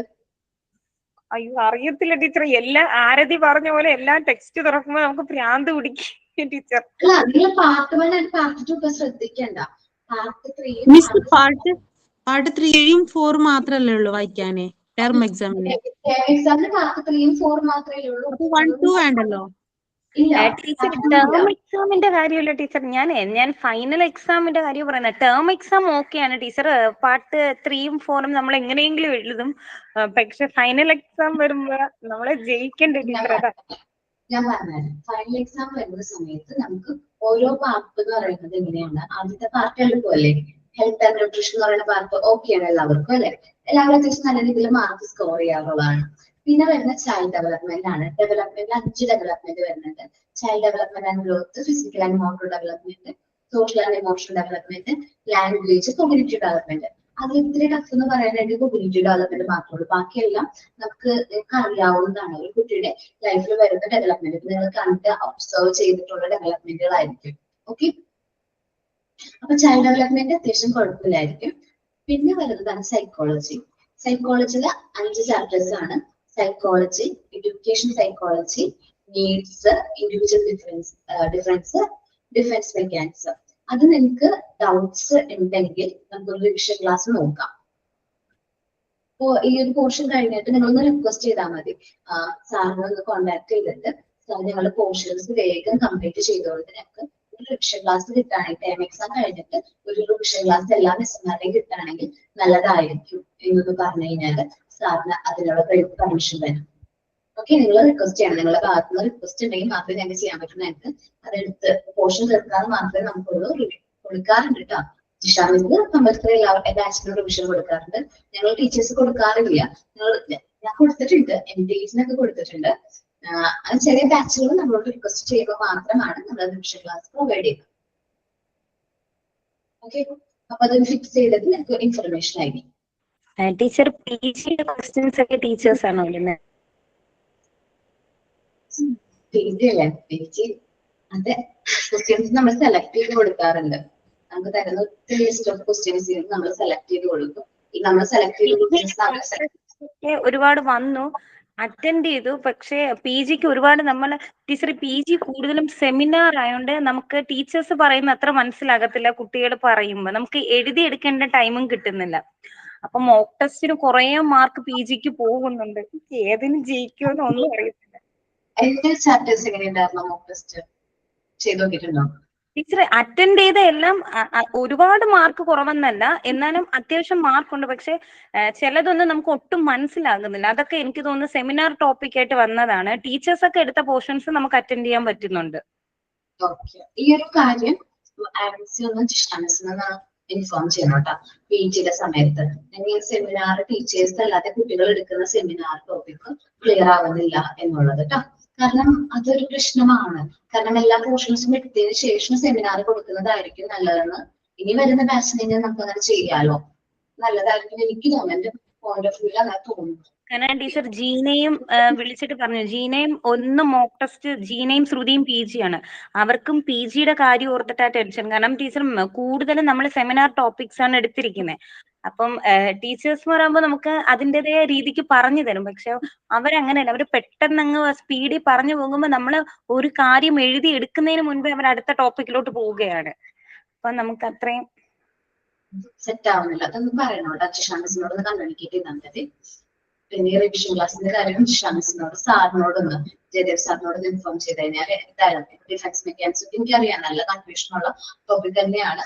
അത്യാവശ്യം ടഫായിട്ടുള്ള ടോപ്പിക്കാണ്. അപ്പൊ നമ്മള് മിസ് റിവിഷൻ ക്ലാസ്സിനോട് കൂടി നിങ്ങൾക്ക് കുറച്ച് ക്വസ്റ്റ്യൻസ് ഒക്കെ ഡിസ്കസ് ചെയ്ത് കഴിയുമ്പോൾ ഓക്കെ ആവുമായിരിക്കും. ഓക്കെ, നമ്മൾ നോക്കാണ് എന്താണ് മൂവ്മെന്റ്സ് ആൻഡ് കോൺസെൻട്രേഷൻ ആണ് നോക്കുന്നത്. According to Montessori many school use variety of ways such as visual aid, stories, the capability of the teachers manner. ഓരോ ടീച്ചേഴ്സിന്റെയും അവരുടെ കേപ്പബിലിറ്റി നോക്കിയിട്ട് കുട്ടികളുടെ അറ്റൻഷൻ സ്പീക്ക് ചെയ്യുന്ന രീതിയിൽ, അവരുടെ കോൺസെൻട്രേഷൻ ഡെവലപ്പ് ചെയ്യുന്ന രീതിയിൽ നമ്മൾ ഓരോ കാര്യങ്ങളും മൂവ്മെന്റ്സ് വരുന്ന രീതിയിലുള്ള ആക്ടിവിറ്റീസുകൾ കൊടുക്കും. Montessori believed that for concentration is to come, children must engage with materials. കുട്ടികൾ മെറ്റീരിയൽസ് യൂസ് ചെയ്ത് വർക്ക് ചെയ്യുമ്പോഴാണ് കോൺസെൻട്രേഷൻ വരുന്നത് എന്നാണ് മോണ്ടിസോറി ബിലീവ് ചെയ്തിരുന്നത്. ഓൾവേസ് വിത്ത് മെറ്റീരിയൽസ്, എപ്പോഴും മെറ്റീരിയൽസ് യൂസ് ചെയ്ത് ഓരോ കാര്യങ്ങൾക്ക് നിങ്ങൾ കുറച്ച് കഴിയുമ്പോൾ കുട്ടികളെ പഠിപ്പിക്കാൻ പോകും. അപ്പൊ നമ്മൾ ഓരോ കാര്യങ്ങൾ നമ്മൾ പഠിപ്പിക്കുമ്പോൾ നമ്മൾ നമ്മളുടേതായ രീതിയിൽ മെറ്റീരിയൽസ് ക്രിയേറ്റ് ചെയ്ത് കുട്ടികളെ പഠിപ്പിക്കുകയാണെങ്കിൽ കുട്ടികൾക്ക് കുറച്ചും കൂടി എഫക്റ്റീവ് ആയിട്ട് മനസ്സിലാക്കാനായിട്ട് സാധിക്കും. നെവർ വിത്തൗട്ട് മെറ്റീരിയൽസ് ഇല്ലെങ്കിൽ നമുക്കത് കുറച്ചുകൂടി പഠിക്കാനായിട്ട് ടഫായിരിക്കും. എന്റെ ടീച്ചറിലെ ബിസിനസ് എന്ന് പറയുന്ന സബ്ജക്ട് ഞാൻ +1 പഠിച്ച സമയത്ത് ബിസിനസ് എന്ന് പറയുന്ന സബ്ജക്ട് പഠിപ്പിച്ചിരുന്ന ടീച്ചർ ബോർഡ് യൂസ് ചെയ്യുന്നത്, നന്നായിട്ട് ബോർഡ് യൂസ് ചെയ്തിട്ടാണ് ക്ലാസ് എടുക്കുന്നത്. എന്ന് വെച്ചിട്ടുണ്ടെങ്കിൽ ഇപ്പൊ ജസ്റ്റ് ഒരു എക്സാമ്പിൾ തിയറി നമുക്കറിയാലോ ഭയങ്കര ബോറാണ് അല്ലേ. അപ്പൊ മിസ് എന്ത് ചെയ്യുന്ന വെച്ചിട്ടുണ്ടെങ്കിൽ എല്ലാം പിക്ചറിൽ വരയ്ക്കും. പിക്ചർ വരച്ചിട്ട് ചാർട്ട് പോലെ പിക്ചർ പോലെ വരച്ചിട്ട് അത് എക്സ്പ്ലെയിൻ ചെയ്യും. അപ്പൊ എക്സാമിന്റെ സമയത്ത് മിസ് അപ്പൊ ഒരു വിഷ്വൽ നമ്മൾ ആ ഒരു ഇമേജിലേക്ക് നമുക്ക് കോൺസെൻട്രേറ്റ് ചെയ്യിക്കും. അത് ഓരോ കുട്ടികളെ കൊണ്ട് വന്ന് പറയിപ്പിക്കും. അങ്ങനെ കുറച്ച് നല്ല ആക്ടിവിറ്റീസ് ഒക്കെ കൊടുത്ത് പഠിപ്പിച്ചതുകൊണ്ട് നമ്മുടെ ഓർമ്മയിലുണ്ട്. അപ്പൊ അത് അങ്ങനെ ചെയ്യുകയാണെങ്കിൽ കുറച്ചുകൂടി നല്ലതായിരിക്കും. കുട്ടികൾക്ക് അത് ഷോ ചെയ്ത് കാണിക്കണം, സെൻസ് ചെയ്യാണല്ലോ. അത് വലിയ കുട്ടികളുടെ കാര്യമാണ് ഞാൻ പറഞ്ഞത്. കുഞ്ഞു കുട്ടികളാവുമ്പോൾ അവർക്ക് വേർഡ്സ് ആയിരിക്കും, പിക്ചേഴ്സ് ആയിരിക്കും. അതൊക്കെ നമ്മൾ കാണിച്ചു പഠിപ്പിക്കും. കുറച്ചുകൂടി കുട്ടികൾക്ക് നല്ല രീതിയിൽ ക്യാച്ച് ചെയ്യാനായിട്ട് പറ്റും. This materials must be an object does not interest in the abstract manner. പണ്ട് നമ്മൾ സോഷ്യൽ പഠിച്ചതൊക്കെ മറന്നു പോയിട്ടുണ്ടാവും അല്ലെ. പക്ഷെ ഗ്ലോബ് ഇപ്പോഴും ഓർമ്മയിലില്ലേ? അതെന്തുകൊണ്ടാണ്? നമ്മൾ ഗ്ലോബ് പഠിപ്പിക്കുന്ന സമയത്ത് ടീച്ചർ അന്നത്തെ ക്ലാസ്സിലേക്ക് ടീച്ചർ വരുന്നത് തന്നെ ആ ഒരു ഗ്ലോബ് പിടിച്ചുകൊണ്ടാണ്. ടേബിളിൽ കൊണ്ടുവന്ന് ഗ്ലോബ് വെക്കുന്നു, നമ്മൾ ഒബ്സർവ് ചെയ്യുന്നു. ഇന്ത്യ ഇവിടെയാണ്, നമ്മൾ ഇവിടെയാണ്, ഇത് അമേരിക്കയാണ്. അല്ലേ? അത് ഇപ്പോഴും നമ്മുടെ മനസ്സിലുണ്ടല്ലേ ഗ്ലോബ് എന്ന് പറയുന്ന ഇമേജ്. നമുക്കിപ്പോ ഭൂമി എന്ന് പറയുമ്പോൾ നമ്മൾ ഗ്ലോബല്ലേ ഓർമ്മയിൽ വരുന്നത്. But it must lead itself a positive activity when the child needs to repeat the moments again and again. She further remarked that his moment must have an enriched atmosphere. അപ്പോൾ Montessori പറയുന്നത് നമ്മുടെ Montessori എൻവയോൺമെന്റിൽ കുട്ടികൾ work ചെയ്യുന്നതിലൂടെ through മൂവ്മെന്റ്സിലൂടെ അവർക്ക് concentration എന്ത് ചെയ്യാൻ പറ്റുന്നുണ്ട്, develop ചെയ്യാൻ പറ്റുന്നുണ്ട്. ഒന്നും ചെയ്യാതെ അനങ്ങാതിരിക്കുന്നതിൽ നല്ലത് എന്താണ്, എന്തെങ്കിലുമൊക്കെ ചെയ്യുന്നതാണ്. അതന്നെ എനിക്ക് പറയാനുള്ളത്. നമ്മള് ഒന്നും ചെയ്യാതെ പേടിച്ച് ഒരു കുളത്തില് ആളുണ്ടോ എന്ന് വിചാരിച്ച് പേടിച്ച് ആ കരയിൽ നിൽക്കുകയാണെങ്കിൽ നമ്മൾ എന്നും ആ കരയിൽ തന്നെയായിരിക്കും നിൽക്കുന്നത്. പക്ഷെ നമ്മളൊന്ന് ശ്രമിച്ചു നോക്കിയിട്ട് തോറ്റു പോയാലും കുഴപ്പമൊന്നുമില്ല, നമ്മൾ ശ്രമിച്ചിട്ടാണല്ലോ തോറ്റത് എന്ന് നമുക്ക് സമാധാനിക്കാൻ പറ്റും. എന്ന് വെച്ചിട്ടുണ്ടെങ്കിൽ എന്താണ്, എക്സാം ഒക്കെ കണ്ടിട്ട് പേടിച്ച് മാറി നിൽക്കല്ല വേണ്ടത്. നമ്മൾ ഫൈറ്റ് ചെയ്യുക, നമ്മൾക്ക് പറ്റുന്ന രീതിയിൽ നമ്മൾ മാക്സിമം അതിന് വേണ്ടി ഫൈറ്റ് ചെയ്യുക. മാക്സിമം നമ്മളെ കൊണ്ട് പറ്റുന്ന അത്രയും എഫേർട്ട് ഇടാം. റിസൾട്ട് സെറ്റ് ആയിരിക്കും. ഓക്കെ, ടെൻഷൻ ഒന്നും അടിക്കേണ്ട, റിസൾട്ട് ഓക്കെ സെറ്റ് ആയിട്ടായിരിക്കും വരുന്നത്. നമ്മള് ശ്രമിക്കാതെ തോറ്റു പോകുന്നതും ശ്രമിച്ചിട്ട് തോറ്റു പോകുന്നതും തമ്മിൽ വ്യത്യാസമുണ്ട്. എനിക്കിഷ്ടം ശ്രമിച്ചിട്ട് തോറ്റു പോകുന്നതാണ്. ഞാൻ ഒരു എക്സാം എഴുതിയിട്ട് ഞാൻ ഫെയിൽ ആയെന്ന് വിചാരിച്ച് ഞാൻ എക്സാം റിപ്പീറ്റ് ചെയ്യാതെ നിൽക്കുന്നത്, റിപ്പീറ്റ് ചെയ്ത് തന്നെ എക്സാം പാസ് ആയിട്ടുണ്ട്. ഞങ്ങൾക്ക് നിങ്ങൾ കേട്ടിട്ടുണ്ടോ അറിയില്ല, CA CMA എന്നൊക്കെ പറയുന്ന കോഴ്സുകൾ കേട്ടിട്ടുണ്ടോ? ഓക്കെ, ഞാൻ ഡിഗ്രി കഴിഞ്ഞ സമയത്ത് ആദ്യം ചെയ്യുന്നത് CMA എന്ന് പറയുന്ന കോഴ്സാണ്. ഞാൻ റിപ്പീറ്റ് ചെയ്ത് ആദ്യമായിട്ട് ഫെയിൽ ആവുന്നുണ്ടാവും. പ്രാവശ്യം എഴുതി ഫെയിലായി. പിന്നെ ഞാൻ റിപ്പീറ്റ് 3 പ്രാവശ്യം റിപ്പീറ്റ് ചെയ്തിട്ടാണ് എനിക്കൊരു ഗ്രൂപ്പ് ക്ലിയർ ചെയ്യാൻ പറ്റിയത്. വീണ്ടും അടുത്ത ഗ്രൂപ്പ് എടുത്തപ്പോൾ വീണ്ടും ക്ലിയർ ചെയ്യാനായിട്ട് കുറെ ടൈം എടുത്തു. ഞാൻ ഇന്റർവ്യൂ പാസ്സായി, പക്ഷെ ഫൈനലി ഞാൻ എഴുതിയില്ല. അപ്പോ നമ്മള് എന്താണ് പേടിച്ച് നിൽക്കുന്നതാണ് നമുക്ക് നമ്മുടെ ഫെയിലിയറിന്റെ ഫസ്റ്റ് സ്റ്റെപ്പ്. നമ്മുടെ ആ ഫിയർ എടുത്തങ്ങോട്ട് മാറ്റി കഴിഞ്ഞിട്ട് നമ്മളതങ്ങോട്ട് ഫേസ് ചെയ്യാം. വരാൻ പോകുന്നതാണല്ലോ, നമ്മളത് ഫേസ് ചെയ്ത് മുന്നോട്ട് പോവാ. നമ്മൾ ഓക്കെ ആയിരിക്കുള്ളൂ. നമ്മൾ പേടിച്ചിട്ട് മാറി നിൽക്കല്ല. നമ്മൾ എന്ത് വന്നാലും അറ്റൻഡ് ചെയ്യും, ഏത് ക്വസ്റ്റ്യൻ വന്നാലും എഴുതും. ആ ഒരു കോൺഫിഡൻസോട് പോയി നോക്കി നമുക്ക് അറിയാവുന്നതാണെങ്കിൽ നമ്മൾ ആൻസർ ചെയ്യും. അല്ലെങ്കിൽ നമുക്ക് അറിയാവുന്നതാണെങ്കിൽ ഓപ്ഷൻ വായിച്ചു നോക്കിയിട്ട് ഏതാണോ കറക്റ്റ് ആൻസർ തോന്നുന്നു അതങ്ങോട്ട് ക്ലിക്ക് ചെയ്തോ. കോൺഫിഡൻസോട് കൂടി നമ്മുടെ മനസ്സ് പറയുന്നത് കേട്ടിട്ട് ആൻസർ ചെയ്താൽ മതി. ഓക്കെ, നമ്മൾ പണ്ടൊക്കെ ഒരുപാട് കാണാപാഠം പഠിച്ച് എഴുതുന്ന പോലെയല്ല മോണ്ടിസോറി എന്ന് പറയുന്നത്. അത് നിങ്ങൾക്ക് മനസ്സിലായത് അത് നിങ്ങളുടെ പോയിന്റ് ഓഫ് വ്യൂ ചിലപ്പോൾ കറക്റ്റ് ആയിരിക്കും, ചിലപ്പോൾ ടീച്ചറുടെ പോയിന്റ് ഓഫ് വ്യൂ അത് തെറ്റായിരിക്കും. അത് കുഴപ്പമൊന്നുമില്ല. നിങ്ങളുടെ അഭിപ്രായം രേഖപ്പെടുത്തി നമ്മൾ ആ മാർക്ക് എന്ന് പറയുമ്പോൾ മാർക്കൊന്നും ഒരു കാര്യമില്ല കേട്ടോ. മാർക്ക് എന്ന് പറയുന്ന ഒരു കാര്യം ജസ്റ്റ് നോട്ട് എ ക്രൈറ്റീരിയ. നമ്മൾ ഈ ഒരു കോഴ്സ് ചെയ്തു എന്നതാണ് നിങ്ങൾ ഏറ്റവും ഇമ്പോർട്ടന്റ് ആയിട്ടുള്ള കാര്യം. നമ്മൾ ഈ ഒരു കോഴ്സ് ചെയ്യാൻ തുടങ്ങിയ സമയത്തുള്ള ഓരോ വ്യക്തിയും അല്ലല്ലോ നിങ്ങൾ ഒത്തിരി മാറ്റങ്ങൾ സംഭവിച്ചിട്ടില്ല. നമ്മുടെ ക്യാരക്ടറിലായാലും നമ്മുടെ പെരുമാറ്റത്തിലായാലും നമ്മൾ എങ്ങനെ അപ്രോച്ച് ചെയ്യണം, കുട്ടികളെ എങ്ങനെ അപ്രോച്ച് ചെയ്യണം, കുട്ടികളെ എങ്ങനെ കെയർ ചെയ്യണം, അതേപോലെ അവരെ എങ്ങനെ ഹാൻഡിൽ ചെയ്യണം എന്നൊക്കെ ഉള്ളൊരു അണ്ടർസ്റ്റാൻഡിങ് വന്നിട്ട് ഇത് മതി. ഓക്കെ, ബാക്കി മാർക്കൊക്കെ പിന്നെ പുറകെ വന്നോളും. നിങ്ങൾ ഈ കാര്യം നല്ല രീതിയിൽ ലേൺ ചെയ്തിട്ടുണ്ടെങ്കിൽ, പോർഷൻസ് ഒക്കെ നല്ല രീതിയിൽ മനസ്സിലാക്കിയിട്ടുണ്ടെങ്കിൽ നല്ല രീതിയിൽ എന്താണ് ഓക്കെ ആയിരിക്കുള്ളൂ. Okay, movements, repetition and discovery.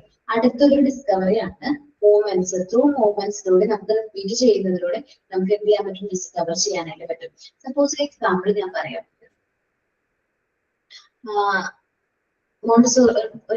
Montessori believed that even when a child has been taught and understand what he learned, it is important that the child must go to repeat the same exercise again and again for the shell of love of it.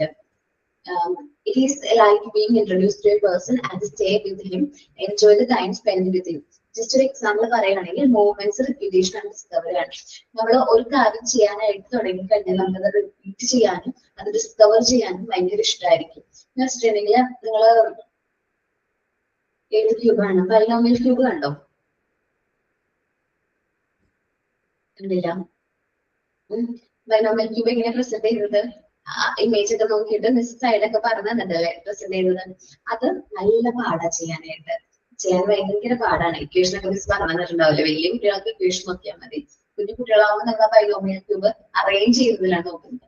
നല്ല പാടാണ്. എനിക്ക് ഒരു 6 മാസത്തോളം എടുക്കുന്നു പഠിച്ചെടുക്കാനായിട്ട്. ഇപ്പൊ നമുക്ക് correct ആയിട്ട് അത് അറേഞ്ച് ചെയ്യാനൊക്കെ പറ്റും. കുറച്ച് നാളെ ഞാൻ റിപ്പീറ്റ്ലി എക്സസൈസ് ചെയ്തുകൊണ്ട് മാത്രമാണ് എനിക്ക് ആ ഒരു മെറ്റീരിയൽ നല്ല രീതിയിൽ എന്ത് ചെയ്യാൻ പറ്റിയത്, ഡിസ്കവർ ചെയ്യാൻ പറ്റിയത്. ഈ ബൈനോമിയൽ ക്യൂബ് അല്ലാണ്ട് ട്രൈനോമിയൽ ക്യൂബ് ഉണ്ട്, അതിനേക്കാൾ ടഫാണ്. അത് നമ്മൾ ചെയ്ത് തന്നെ നമുക്കത് ചെയ്യാൻ പറ്റുള്ളൂ, ഡിസ്കവർ ചെയ്യാനായിട്ട് പറ്റും. അതിന്റെ ഇമേജസ് ഒക്കെ ഓർമ്മയുണ്ടോ? ട്രൈനോമിയൽ സ്ക്വയർ ആണ് നമ്മുടെ ഇൻസ്റ്റിറ്റ്യൂട്ടിലുള്ളത്. ഞാൻ ജസ്റ്റ് ഒന്ന് കാണിച്ചു തരാം.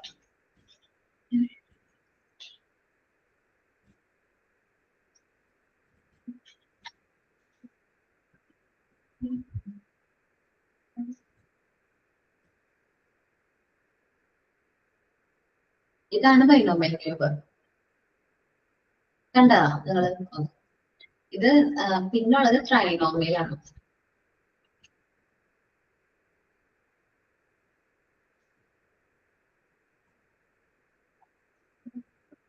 നല്ല പാടാണ്. ട്രൈനോമിയൽ സ്ക്വയർ ആയിരിക്കും ഷംസ് കാണിച്ചിരിക്കുന്നത്. ഓക്കെ, കണ്ടോ? ഇതാണ് അറേഞ്ച് ചെയ്തിരിക്കുന്നത്. ഓക്കെ, ഇങ്ങനെയായിരിക്കും അതിന്റെ പാർട്സ് വരുന്നത്. ഇത് അറേഞ്ച് ചെയ്യാന്ന് വെച്ചിട്ടുണ്ടെങ്കിൽ നല്ല പാടില്ല, നല്ല പാടാണ്. എന്നുവെച്ചാൽ നമ്മള് റിപ്പീറ്റ് ചെയ്യുന്നതോടെ നമുക്ക് ഡിസ്കവർ ചെയ്യാനായിട്ട് പറ്റുന്ന ഒരു മെറ്റീരിയൽ ആണ് ഏത് ബൈനോമിയൽ ക്യൂബും ട്രൈനോമിയൽ ക്യൂബും. കുട്ടികൾ കറക്റ്റ് ആയിട്ട് ചെയ്യും. ഈ റുബിക്സ് ക്യൂബിന്റെ ഒക്കെ ഏകദേശം ഒരു രീതിയിലാണ് അത് അറേഞ്ച് ചെയ്ത് വരുന്നത് കേട്ടോ. ഇനി സഡൻ ഇലൂമിനേഷൻ. നമ്മളൊരു എക്സസൈസ് അഗെയിൻ ആൻഡ് അഗെയിൻ ചെയ്യുന്നതിലൂടെ നമുക്ക് നല്ല രീതിയിൽ ആ ഒരു കാര്യം ക്യാച്ച് ചെയ്യാനായിട്ട് പറ്റുമെന്ന് പറയുന്നത് നമ്മുടെ മെന്റൽ ഡെവലപ്മെന്റ് സംഭവിക്കുന്നു. Why it is important to repeat the same exercise again and again. എനിക്കറിയില്ല ഞാൻ എത്ര പ്രാവശ്യം ബൈനോമിയൽ ക്യൂബ് ചെയ്തിട്ടുണ്ടെന്ന്. കറക്റ്റ് ചെയ്യാൻ വേണ്ടിയിട്ട് നമുക്ക് തെറ്റും ഞാൻ വീണ്ടും ചെയ്യും, വീണ്ടും ചെയ്യും, വീണ്ടും ചെയ്യും. അത് ചെയ്ത് ശരിയാക്കിയിട്ടുണ്ട്. This is an absolute importance for mental development because it is after much recurrence suddenly comes a mental illumination. So നമ്മൾ ഒരു കാര്യം വീണ്ടും വീണ്ടും ചെയ്യുന്നതിലൂടെ നമുക്ക് മെന്റൽ ഇലൂമിനേഷൻ വരും, നമുക്ക് പ്രകാശം കിട്ടുന്നു. അത് തന്നെയാണ് നിങ്ങൾ ഈ ഒരു കാര്യം വേണം എന്ന് ആഗ്രഹിച്ച് പഠിച്ചുകൊണ്ടേ ഇരിക്കുകയാണെങ്കിൽ നിങ്ങൾ എക്സാം എഴുതുമ്പോൾ നമുക്ക് നല്ല ചാപ്റ്റർ ഒക്കെ ഭയങ്കര ടഫായിരിക്കും. പക്ഷെ നമ്മൾ പഠിച്ച് അത് സെറ്റ് ആവുമ്പോൾ എന്താണ് നമുക്ക് മനസ്സിലാവും, അതിന്റെ കണ്ടന്റ് കാര്യങ്ങളൊക്കെ മനസ്സിലായി നമുക്ക് നല്ല രീതിയിൽ പെർഫോം ചെയ്യാനായിട്ട് പറ്റും. ഇനി മോണ്ടിസോറി എക്സ്പ്ലോഷൻ ആണ്.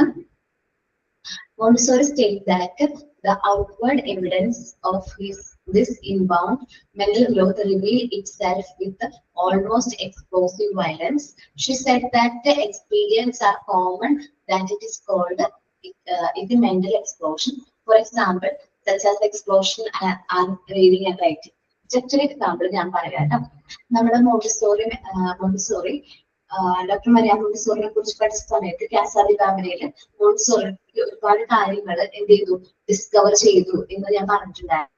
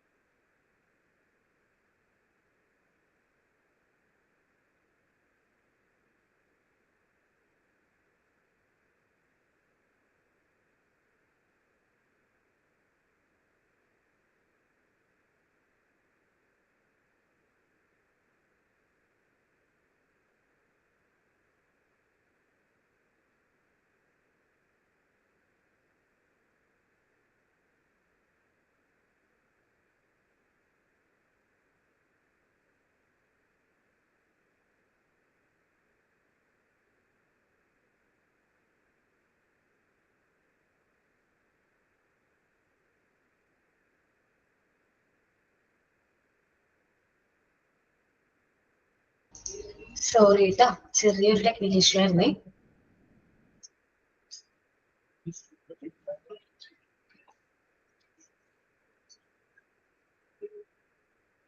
നമ്മൾ പറഞ്ഞത് ഇതായിരുന്നു. എന്നിട്ട്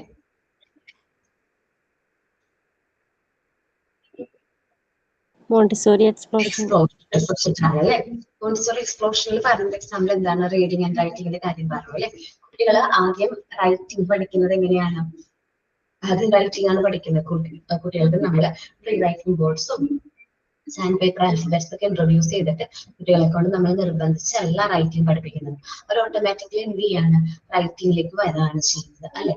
അതേപോലെ തന്നെ നമ്മൾ സാൻഡ് പേപ്പർ ആൽഫബറ്റ്സ് ഇൻട്രൊഡ്യൂസ് ചെയ്യുന്ന സമയത്ത് തന്നെ ഫണ്ടി സൗണ്ട്സും നമ്മൾ ഇൻട്രൊഡ്യൂസ് ചെയ്യുന്നുണ്ട്. ആ ഫണ്ടി സൗണ്ട്സ് ഇൻട്രൊഡ്യൂസ് ചെയ്യുന്നത് കൊണ്ട് തന്നെ കുട്ടികൾക്ക് അതെന്ത് ചെയ്യാൻ പറ്റും? റീഡ് ചെയ്യാനായിട്ട് പറ്റും. സോ റീഡിങ് ആൻഡ് റൈറ്റിംഗ് എന്ന് പറയുന്നത് ഒരു എക്സ്പ്ലോഷൻ ആണ് കുട്ടികൾ സംഭവിക്കുന്നത്. നോർമലി ഒബ്സർവ് ചെയ്യുന്ന ഒരു കാര്യമാണ്. ദെൻ നമ്മുടെ മോണ്ടിസോറി മെറ്റീരിയൽ എന്ന് പറയുന്നത് ഒരു gateway to new discovery, പുതിയ ഡിസ്കവറീസിനുള്ള ഗേറ്റ് വേ ആണ്. Well, the child are advised to use each of the materials in a particular way. നമ്മൾ എന്താ പറയാ? ഇന്ന മെറ്റീരിയൽ ഇന്ന രീതിയിൽ യൂസ് ചെയ്യണം. പക്ഷെ കുട്ടികൾ അങ്ങനെയല്ല, ഓൾട്ടർനേറ്റീവ് ആയിട്ടുള്ള വേസിൽ യൂസ് ചെയ്യും. എന്റെ മോള് പറയാണ് ഏതാണ് പിങ്ക് ടവർ ഏതൊരു ഷേപ്പിൽ അറേഞ്ച് ചെയ്ത് വെച്ചിട്ട് അത് സ്നേക്ക് ആണ്. ഞാൻ പറഞ്ഞു ഇത് ഏത് രീതിയിലാണ് നിങ്ങൾക്ക് സ്നേക്ക് ആണെന്ന് തോന്നിയത് ഞാൻ ചോദിച്ചു. അതായത് അമ്മ ഇവിടെ നിന്നത് ഇങ്ങനെ നോക്കുന്നത് സ്നേക്ക് ആണ്. അപ്പൊ ഞാൻ പറയാം ഓക്കെ സ്നേക്ക്. പിന്നെ ഒരു ദിവസം പറയുന്നത് ട്രെയിൻ ആണെന്നാണ്. അപ്പൊ കുട്ടികൾ കുട്ടികളുടേതായ രീതിയിൽ ക്രിയേറ്റീവ് ആയിട്ട് എന്ത് ചെയ്യുന്നുണ്ട്? മെറ്റീരിയൽസ് അറേഞ്ച് ചെയ്യുന്നുണ്ട്. It is often explored by a child a new way to use material. എങ്ങനെയാണ് മെറ്റീരിയൽസ് യൂസ് ചെയ്യുന്നത്? പുതിയ വേന്ന് അവർ കണ്ടുപിടിച്ചുകൊണ്ടിരിക്കുകയാണ്. നമ്മള് കുട്ടികളെ കണ്ടു ചെയ്യുമ്പോൾ നമ്മൾക്ക് നോക്കി നിന്ന് പോകാൻ ഇങ്ങനെയൊക്കെ ചെയ്യാല്ലേ. അവർ പറയും ബിൽഡിംഗ് ആണ്. നമ്മള് ഞാനാണെങ്കിൽ ഒരു പിങ്ക് ടവർ എന്ന് പറയുന്ന മെറ്റീരിയൽ ജസ്റ്റ് എന്താണ് നിങ്ങൾ ഡെമോൺസ്ട്രേറ്റ് ചെയ്ത സമയത്ത് ടീച്ചർ എങ്ങനെയായിരിക്കും കാണിച്ചു തന്നിരിക്കുന്നത്? പിങ്ക് ടവർ ഓരോന്നും ഒന്നിനും മെറ്റീരിയൽ ഒന്നായിട്ടല്ലേ ചെയ്ത് കാണിച്ചു തന്നിട്ടുള്ളത്? അതെ, അടുക്കിട്ടാ വെച്ചിരിക്കുന്നത്. അങ്ങനെ നമ്മൾ കാണിച്ചു തന്നിട്ടുണ്ട്. പക്ഷെ അങ്ങനെ മാത്രമുള്ള പിങ്ക് ടവർ വെറൈറ്റി ആയിട്ടുള്ള രീതിയിൽ ചെയ്യാൻ പറ്റും. നോക്ക്, ഞാൻ അതിന്റെ ഇമേജസ് കാണാണെങ്കിൽ കാണിച്ചിട്ട് വന്നിട്ട് പിങ്ക് ടവർ ഡെമോൺസ്ട്രേഷൻ ഒക്കെയാണ്. ഒരുപാട് രീതിയിൽ പിങ്ക് ടവർ അറേഞ്ച് ചെയ്യാൻ പറ്റും. ഇത് നമ്മള് പ്രിന്റ് എടുത്ത് കുട്ടികൾക്ക് കൊടുക്കും. കുട്ടികൾ കുട്ടികളുടേതായ രീതിയിൽ അത് ചെയ്യും. ഇങ്ങനെയൊക്കെ നമ്മൾ എന്ത് ചെയ്യും? അവര് അത് അറേഞ്ച് ചെയ്യും, അവരത് എക്സ്പ്ലോർ ചെയ്യും, അതൊരു മനസ്സിലാക്കും. ഓക്കെ, അപ്പോ നമ്മുടെ മോണ്ടിസോറി മെറ്റീരിയൽസിന്റെ ഒരു ഫാക്ട് എന്ന് പറയുന്നത് പുതിയ ഡിസ്കവറീസിന് ഉള്ളൊരു ഫാക്ടറാണ് എന്ത്? നമ്മുടെ ഓരോ മെറ്റീരിയൽസ് എന്ന് പറയുന്നത്. While children are advised to use each materials of the materials in a particular way, it is often exposed by the child to new way to use materials. നമുക്ക് ആ മെറ്റീരിയൽസ് പുതിയ വേയിൽ യൂസ് ചെയ്യുന്നത് നമുക്ക് കാണാൻ സാധിക്കും. In this way, the child will lead to discover new facts, and new relationship. പുതിയ കാര്യങ്ങൾ പുതിയ രീതിയിൽ ചെയ്യാൻ പറ്റും. ഇപ്പൊ പിങ്ക് ടവറിന്റെ കാര്യം പറഞ്ഞു അല്ലെ? പിങ്ക് ടവർ നമുക്ക് ബ്രൗൺ സ്റ്റെയറും കൂടെ യൂസ് ചെയ്യാൻ പറ്റും. പിങ്ക് ടവറും പറഞ്ഞു തന്നിട്ടുണ്ടായിരുന്നു അത് ബ്രൗൺ സ്റ്റെയറിന്റെ കോമ്പിനേഷൻ. ഇല്ല, പറഞ്ഞു തന്നിട്ടില്ല. ബ്രൗൺ സ്റ്റെയറും പിങ്ക് ടവറും കൂടി ചെയ്യുന്നത് ജസ്റ്റ് ഞാൻ ഷോ ചെയ്ത് കാണിച്ചത്. നോക്കി എങ്ങനെയുണ്ട്? പിങ്ക് ടവറും ബ്രൗൺ സ്റ്റെയറും വരുന്ന ഒരു കോമ്പിനേഷൻ ആണ്. നല്ല ഭംഗിയിൽ ഒരു ടെമ്പിൾ ഒക്കെ പോലെ തോന്നുന്നുണ്ട് അല്ലെ? നോക്കി, പിങ്ക് ടവറും ബ്രൗൺ സ്റ്റെയറും കൂടെ അറേഞ്ച് ചെയ്തിരിക്കുന്ന മറ്റൊരു കോമ്പിനേഷൻ ആണ്. ഇത് കണ്ടോ? പിങ്ക് ടവറും ബ്രൗൺ സ്റ്റെയറും കൂടെ വരുന്ന വേറൊരു കോമ്പിനേഷൻ ആണ്. ഇത് പല രീതിയിലും കുട്ടികൾ ചെയ്യും. നല്ല ഭംഗിയാ ഓരോന്ന് ചെയ്യുന്നത് കാണാം. ഇങ്ങനെ ചെയ്യും. ഇതുണ്ടാവും. അത് ആ പിങ്ക് ടവറും കുട്ടികൾ ചെയ്യുന്ന ഓരോ രീതിയാണ് ഇത് പറയുന്നത് കേട്ടോ. പല രീതിയിൽ നല്ല ഭംഗിയിലൊക്കെ ചെയ്യുന്നത് നല്ല കാണാൻ നല്ല രസമാണ്. അപ്പൊ നമുക്കത് എക്സ്പ്ലോർ ചെയ്യാണ് കുട്ടികൾ അല്ലെ? ഓരോ കാര്യങ്ങളും ഒരു ന്യൂ രീതിയിൽ നമ്മൾ ഓരോ കുട്ടിയും ചെയ്യുന്ന രീതി വ്യത്യസ്തമായിരിക്കും. അപ്പൊ അത് അവർ അവരുടേതായ രീതിയിൽ ആക്ടിവിറ്റീസും കാര്യങ്ങളൊക്കെ ചെയ്യുന്നത് നമുക്ക് കാണാൻ പറ്റും. ഇതാണ് ന്യൂ ഡിസ്കവറീസ്. ഇതൊക്കെ കുട്ടികൾ ഓരോരുത്തരായിട്ട് ചെയ്യുന്നതാണ്. അപ്പൊ നമ്മൾ ഈ ഒരു ചാപ്റ്ററിൽ മൂവ്മെന്റ്സും മെന്റൽ ഡെവലപ്മെന്റും തമ്മിൽ എന്താണ് ക്ലോസ്ലി കണക്ഷൻ ഉണ്ട്. ഇന്റലക്ച്വൽ ഡെവലപ്മെന്റും അതേപോലെ തന്നെ എന്താണ് മൂവ്മെന്റ്സും തമ്മിൽ എന്താണ് ഡയറക്റ്റ് ഒരു റിലേഷൻ ഉണ്ട് എന്നാണ് പറയുന്നത്. മൂവ്മെന്റ്സ് പോസിബിൾ ആണെങ്കിൽ മാത്രമേ അവിടെ എന്ത് നടക്കുന്നുള്ളൂ? ഇന്റലക്ച്വൽ ഡെവലപ്മെന്റ് നടക്കുന്നുള്ളൂ എന്ന് പറയുന്നത്. അപ്പൊ ഒന്ന് റീഡ് ചെയ്ത് നോക്കൂ നിങ്ങൾ. ഇന്നെടുത്ത് ഇത്രയും പോർഷൻ പെട്ടെന്ന് റീഡ് ചെയ്ത് നോക്കണേ.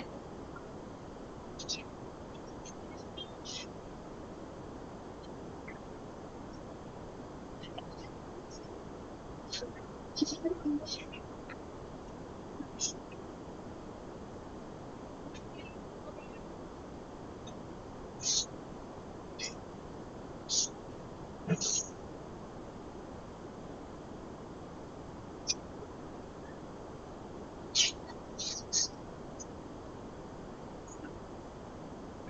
സൊസൈറ്റി ഓഫ് കൊഹിനിസം ടീച്ചർ എടുത്ത ചാപ്റ്റർ അല്ലേ അത്?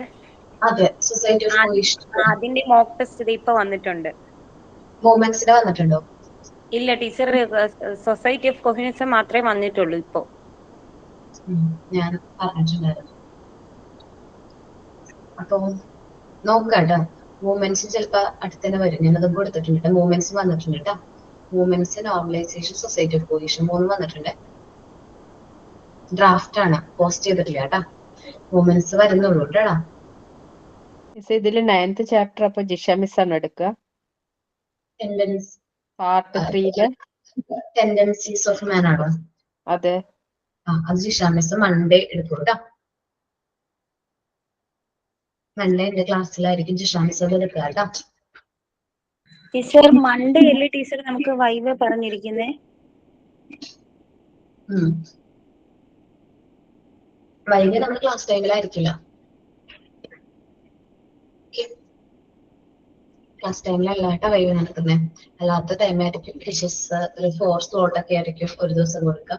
ചിലപ്പോൾ ഒരു 6 പേർക്കൊക്കെ ആയിരിക്കും ആദ്യത്തെ ദിവസം വൈകി അറ്റൻഡ് ചെയ്യാൻ പറ്റുന്നത്.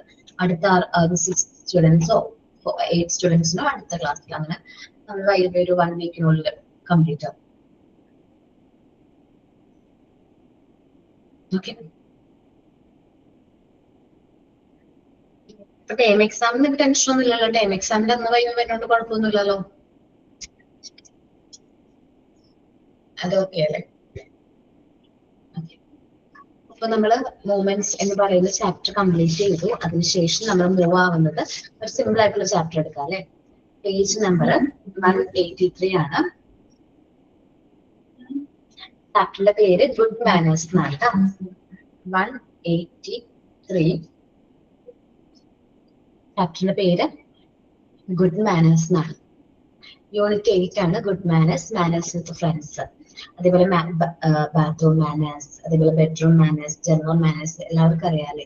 ഇങ്ങനെയാണ് ഓരോ സ്റ്റേജസിലും നമ്മൾ എങ്ങനെയാണ് മാനേഴ്സ് കീപ്പ് ചെയ്യേണ്ടത് ഓരോ എന്നുള്ളതാണ് നമ്മൾ ഈ ഒരു സെഷനിൽ നോക്കുന്നത്. First of all good manners ആണ്.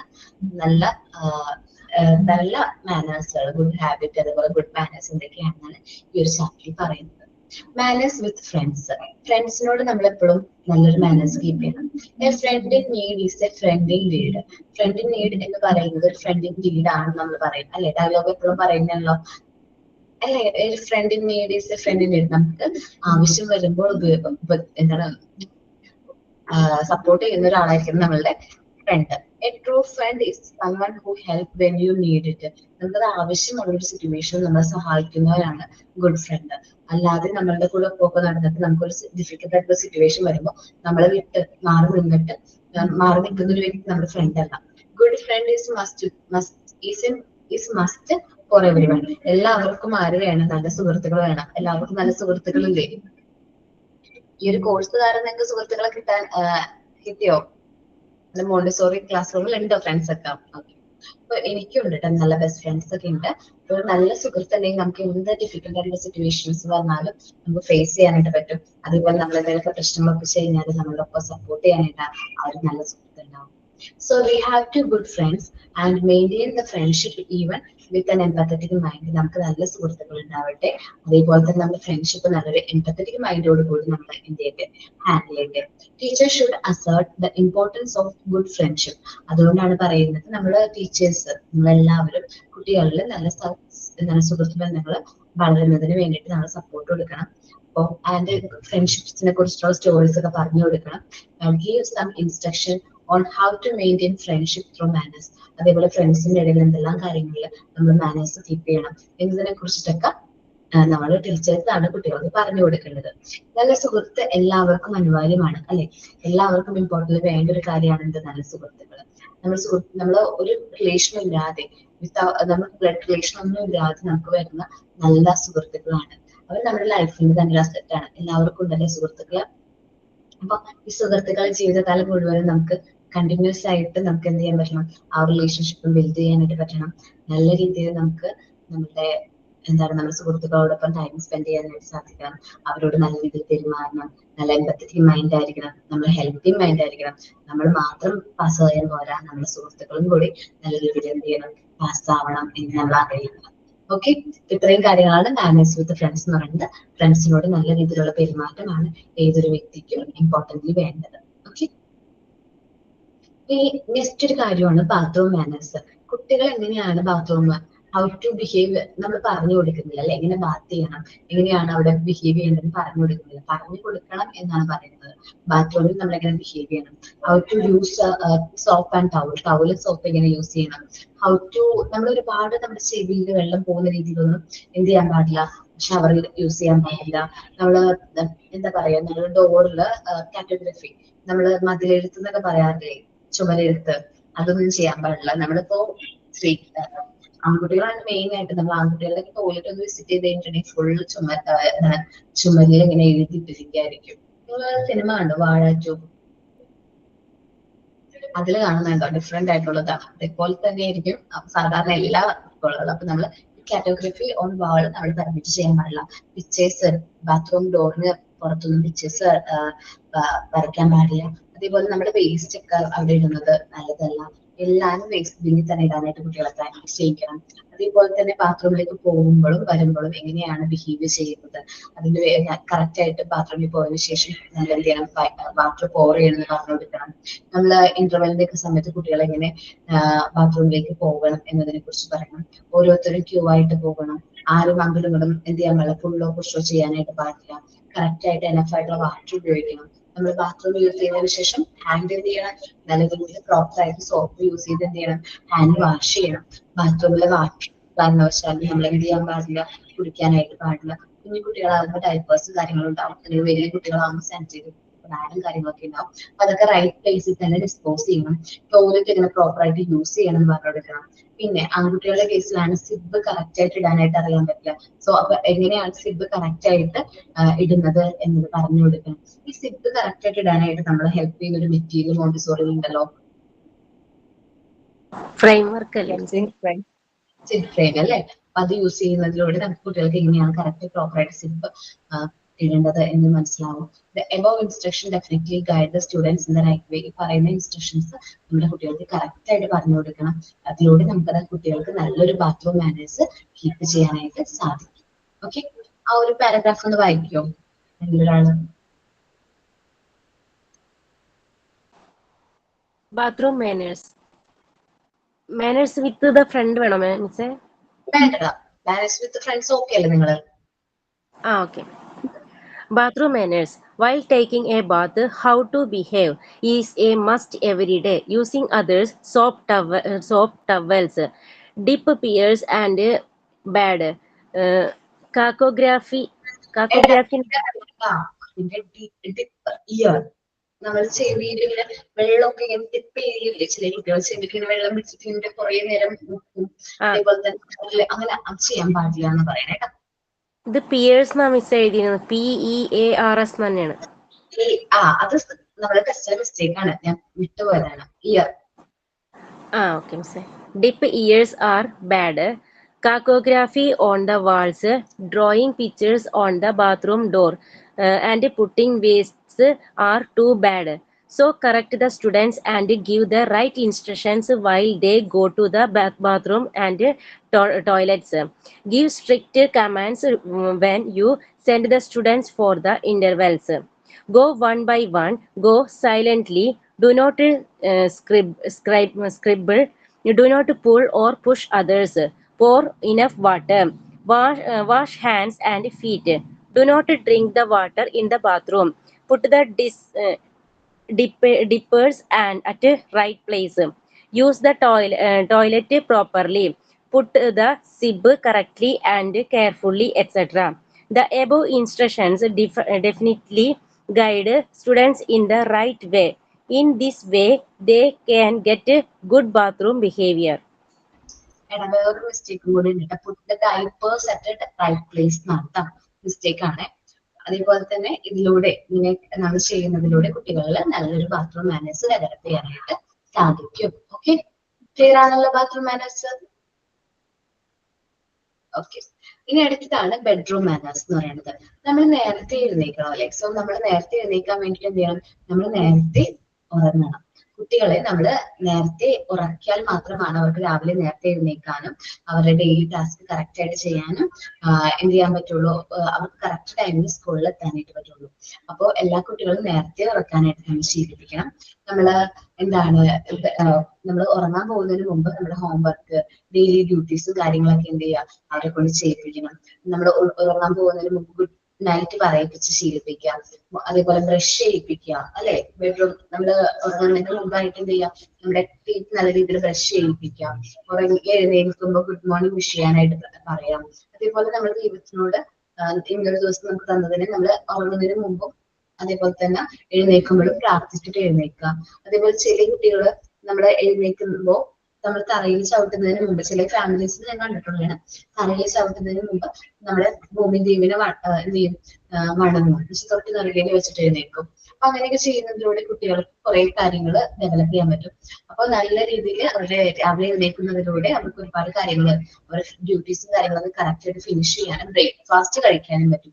ഇന്ന് കുട്ടികൾ വൈകി എഴുന്നേറ്റ് കഴിഞ്ഞാൽ അവർ സ്കിപ്പ് ചെയ്യുന്ന മെയിൻ കാര്യം എന്തായിരിക്കും? അവർ ബ്രേക്ക്ഫാസ്റ്റ് കഴിക്കില്ല അല്ലെ? അപ്പൊ കറക്റ്റ് ആയിട്ട് എഴുന്നേക്കാണെങ്കിൽ കുട്ടികൾക്ക് കറക്റ്റ് ആയിട്ട് ബ്രേക്ക്ഫാസ്റ്റ് ഒക്കെ കഴിക്കാൻ പറ്റും. അവരുടെ ബർഡും കാര്യങ്ങളൊക്കെ നല്ല രീതിയിൽ നീറ്റായിട്ട് മെയിൻറ്റെയിൻ ചെയ്യാനായിട്ട് പറ്റും. അവരുടെ റിലേറ്റ് ചെയ്യുന്ന കാര്യങ്ങൾ ബ്രഷ് ചെയ്യുക, ബാത്ത് ചെയ്യുക, അങ്ങനെ ഡെയിലി നമ്മൾ മോർണിംഗ് ഡ്യൂട്ടീസും കാര്യങ്ങളും കറക്റ്റ് ടൈമിൽ ചെയ്യുക. പിന്നെ റോൾ ദ ബെഡ് നീറ്റി, നമ്മൾ കിടന്ന സ്ഥലം നല്ല രീതിയിൽ റോൾ ചെയ്ത് വെക്കുക. പിന്നെ എന്താണ്, കറക്റ്റ് ആയിട്ട് ഓരോ കാര്യങ്ങൾ ചെയ്യുക. പിന്നെ പാരന്റ്സിന്റെ വർക്കിനനുസരിച്ച് അഡ്ജസ്റ്റ് ചെയ്യുക. കറക്റ്റ് ടൈമിൽ എഴുന്നേൽക്കുന്നതിലൂടെ നമ്മുടെ ഡ്യൂട്ടീസും കാര്യങ്ങളും കറക്റ്റ് ടൈമിൽ ഫിനിഷ് ആകുന്നതിലൂടെ കുട്ടികൾക്ക് എന്ത് ചെയ്യാനായിട്ട് പറ്റും? കറക്റ്റ് ആയിട്ട് കറക്റ്റ് ടൈമിൽ സ്കൂളുകളിൽ എത്താനായിട്ട് സാധിക്കും. അപ്പോ നമ്മൾ ലേറ്റ് ആവില്ല. കുട്ടികളുടെ മെയിൻ ആയിട്ടുള്ള പരാതി നമ്മൾ കേൾക്കാറുണ്ടല്ലേ, എപ്പോഴും കുട്ടി ലേറ്റ് ആയിട്ടാ വരുന്നത് ക്ലാസ്സിൽ. അത് നമുക്ക് അവോയ്ഡ് ചെയ്യാനായിട്ട് ഹെൽപ്പ് ചെയ്യും. അങ്ങനെ ഒരാളൊന്ന് ബെഡ്റൂം മാനേഴ്സ് വായിക്കോ? Bedroom manners. Early to rise, early to bed is must for all. That is very important to the students. Before going to bed, finish all the daily duties and say good night and good morning to your parents and pray to God. Early to boost is good for your health. So get up early, finish morning duties fastly, and help their parents if they can. Start school at the correct time. For the above, teachers instruct to students as follows: get up early to do things by yourself. Roll the bed neatly and carry it in the right place. Adjust with your parents in their work. Then only you can come to the school early. Okay അല്ലേ? Clear അല്ലേ ആ topic, bedroom manners? Okay, ഇനി നമ്മൾ കുട്ടികളുടെ general മാനേഴ്സിനെ കുറിച്ചിട്ടാണ് പറയുന്നത് കേട്ടോ. Teachers should watch the students to have good general manners. നമ്മൾ കുട്ടികൾ നല്ല രീതിയിൽ വാച്ച് ചെയ്യണം.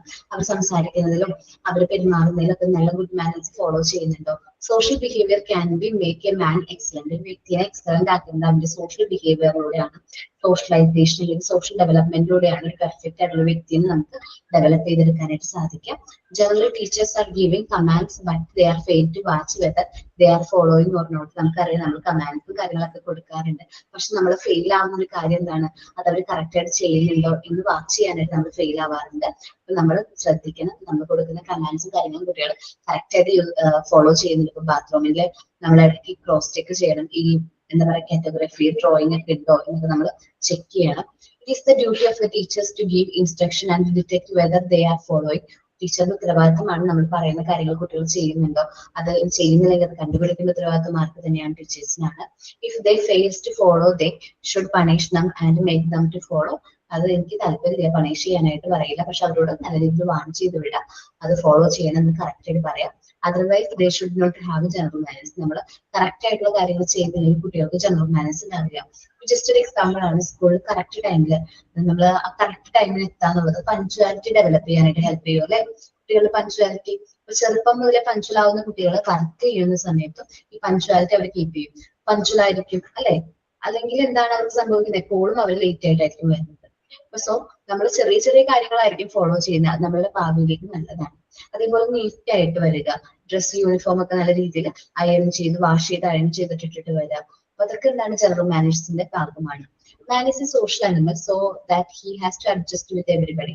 നമുക്കറിയാം മനുഷ്യൻ എന്ന് പറയുന്ന ഒരു സോഷ്യൽ ആനിമൽ ആണ്. മറ്റുള്ളവരായിട്ട് നല്ല രീതിയിൽ അഡ്ജസ്റ്റ് ചെയ്യേണ്ട ഉത്തരവാദിത്തമാർക്കാണ് മനുഷ്യനാണ്. He has to comply with the rules and regulation of the society. നമ്മുടെ സൊസൈറ്റിയുടെ റൂൾസ് ആൻഡ് റെഗുലേഷൻ ആയിട്ട് അദ്ദേഹം എന്ത് ചെയ്യണം, ആപ്റ്റ് ആയിട്ട് വേണം മുന്നോട്ട് പോകാനായിട്ട്. Helping others especially needy. ഇപ്പൊ നമുക്കറിയാം സഹായം ആവശ്യമുള്ളവരെ നമ്മൾ ഹെൽപ്പ് ചെയ്യണം. Avoiding taking ill of others. മറ്റുള്ളവർക്ക് ദോഷകരമായി ബാധിക്കുന്ന ഒരു കാര്യം ചെയ്യരുത്. Avoid pride and ignorance. മറ്റുള്ളവരോട് ഉപദ്രവിക്കാനും പാടില്ല. Avoid laziness. മടി കാണിക്കാൻ പാടില്ല. Avoid committing sins like beating, stealing, fighting, telling പാട്. മറ്റുള്ളവരെ ബീറ്റ് ചെയ്യാൻ പാടില്ല. ഇരിക്കാനോ സ്റ്റീൽ ചെയ്യാനോ അവരിൽ നിന്ന് മോഷ്ടിക്കാനോ ഫൈറ്റ് ചെയ്യാനോ മറ്റു എന്തെങ്കിലും കാര്യത്തിന് വേണ്ടിയിട്ട് തല്ലുപിടിക്കാനോ മറ്റുള്ളവരെ കുറിച്ച് ബാഡ് ആയിട്ടുള്ള കാര്യങ്ങൾ പറയാനും പാടില്ല. Then obeying elders. മുതിർന്നവർ പറയുന്നത് അനുസരിക്കണം. Loving others. എല്ലാവരെയും നല്ല രീതിയിൽ സ്നേഹിക്കാൻ പറ്റണം. ബ്യൂട്ടി കോൺഷ്യസ് ആയിരിക്കണം. Receiving others with warm word. മറ്റുള്ളവരോട് നല്ല സ്നേഹത്തോടു കൂടി പൊളൈറ്റ് ആയിട്ടുള്ള വേർഡുകൾ യൂസ് ചെയ്യാം. Thank you, excuse me, please, sorry, അങ്ങനെയുള്ള വേർഡ്സ് ഒക്കെ യൂസ് ചെയ്യുന്നതിലൂടെ നമുക്ക് കുട്ടികൾ കുറച്ചുകൂടി അഡ്ജസ്റ്റ് ആവും. And adjusting with others to develop good general manners. നമ്മൾ കുട്ടികളായിട്ട് ക്ലാസ് റൂമിലെ കുട്ടികളൊക്കെ ആയിട്ട് അഡ്ജസ്റ്റ് ചെയ്ത് പോയാൽ മാത്രമാണ് കുട്ടികളിൽ ജനറൽ മാനേഴ്സ് എന്ത് ചെയ്യുള്ളൂ, ഡെവലപ്പ് ചെയ്യുള്ളൂ. So the teacher should remember the above things again and again. ഈ ജനറൽ മാനേഴ്സിനെ കുറിച്ചിട്ട് നമ്മുടെ ടീച്ചർ റിപ്പീറ്റ്ലി കുട്ടികളെ പറഞ്ഞു കൊടുക്കണം, അവരെ ഗൈഡ് ചെയ്യണം. അതിലൂടെ നമുക്ക് നല്ല ജനറൽ മാനേഴ്സ് ഉള്ള ഒരു തലമുറയിൽ എന്ത് ചെയ്യാൻ പറ്റും, വാർത്തെടുക്കാനായിട്ട് സാധിക്കും. ഓക്കെ, അപ്പൊ എല്ലാവരും ഒന്നൊന്ന് വായിച്ചപ്പോ ഞാൻ പറഞ്ഞ പോലെ അത്രേ പാടില്ലല്ലോ ഗുഡ് മാനേഴ്സ് എന്ന് പറയുന്ന ചാപ്റ്റർ. ഇല്ലാലോ, എളുപ്പമല്ലേ, സിമ്പിൾ അല്ലേ? അപ്പൊ ഒന്ന് റീഡ് ചെയ്ത് നോക്കൂ.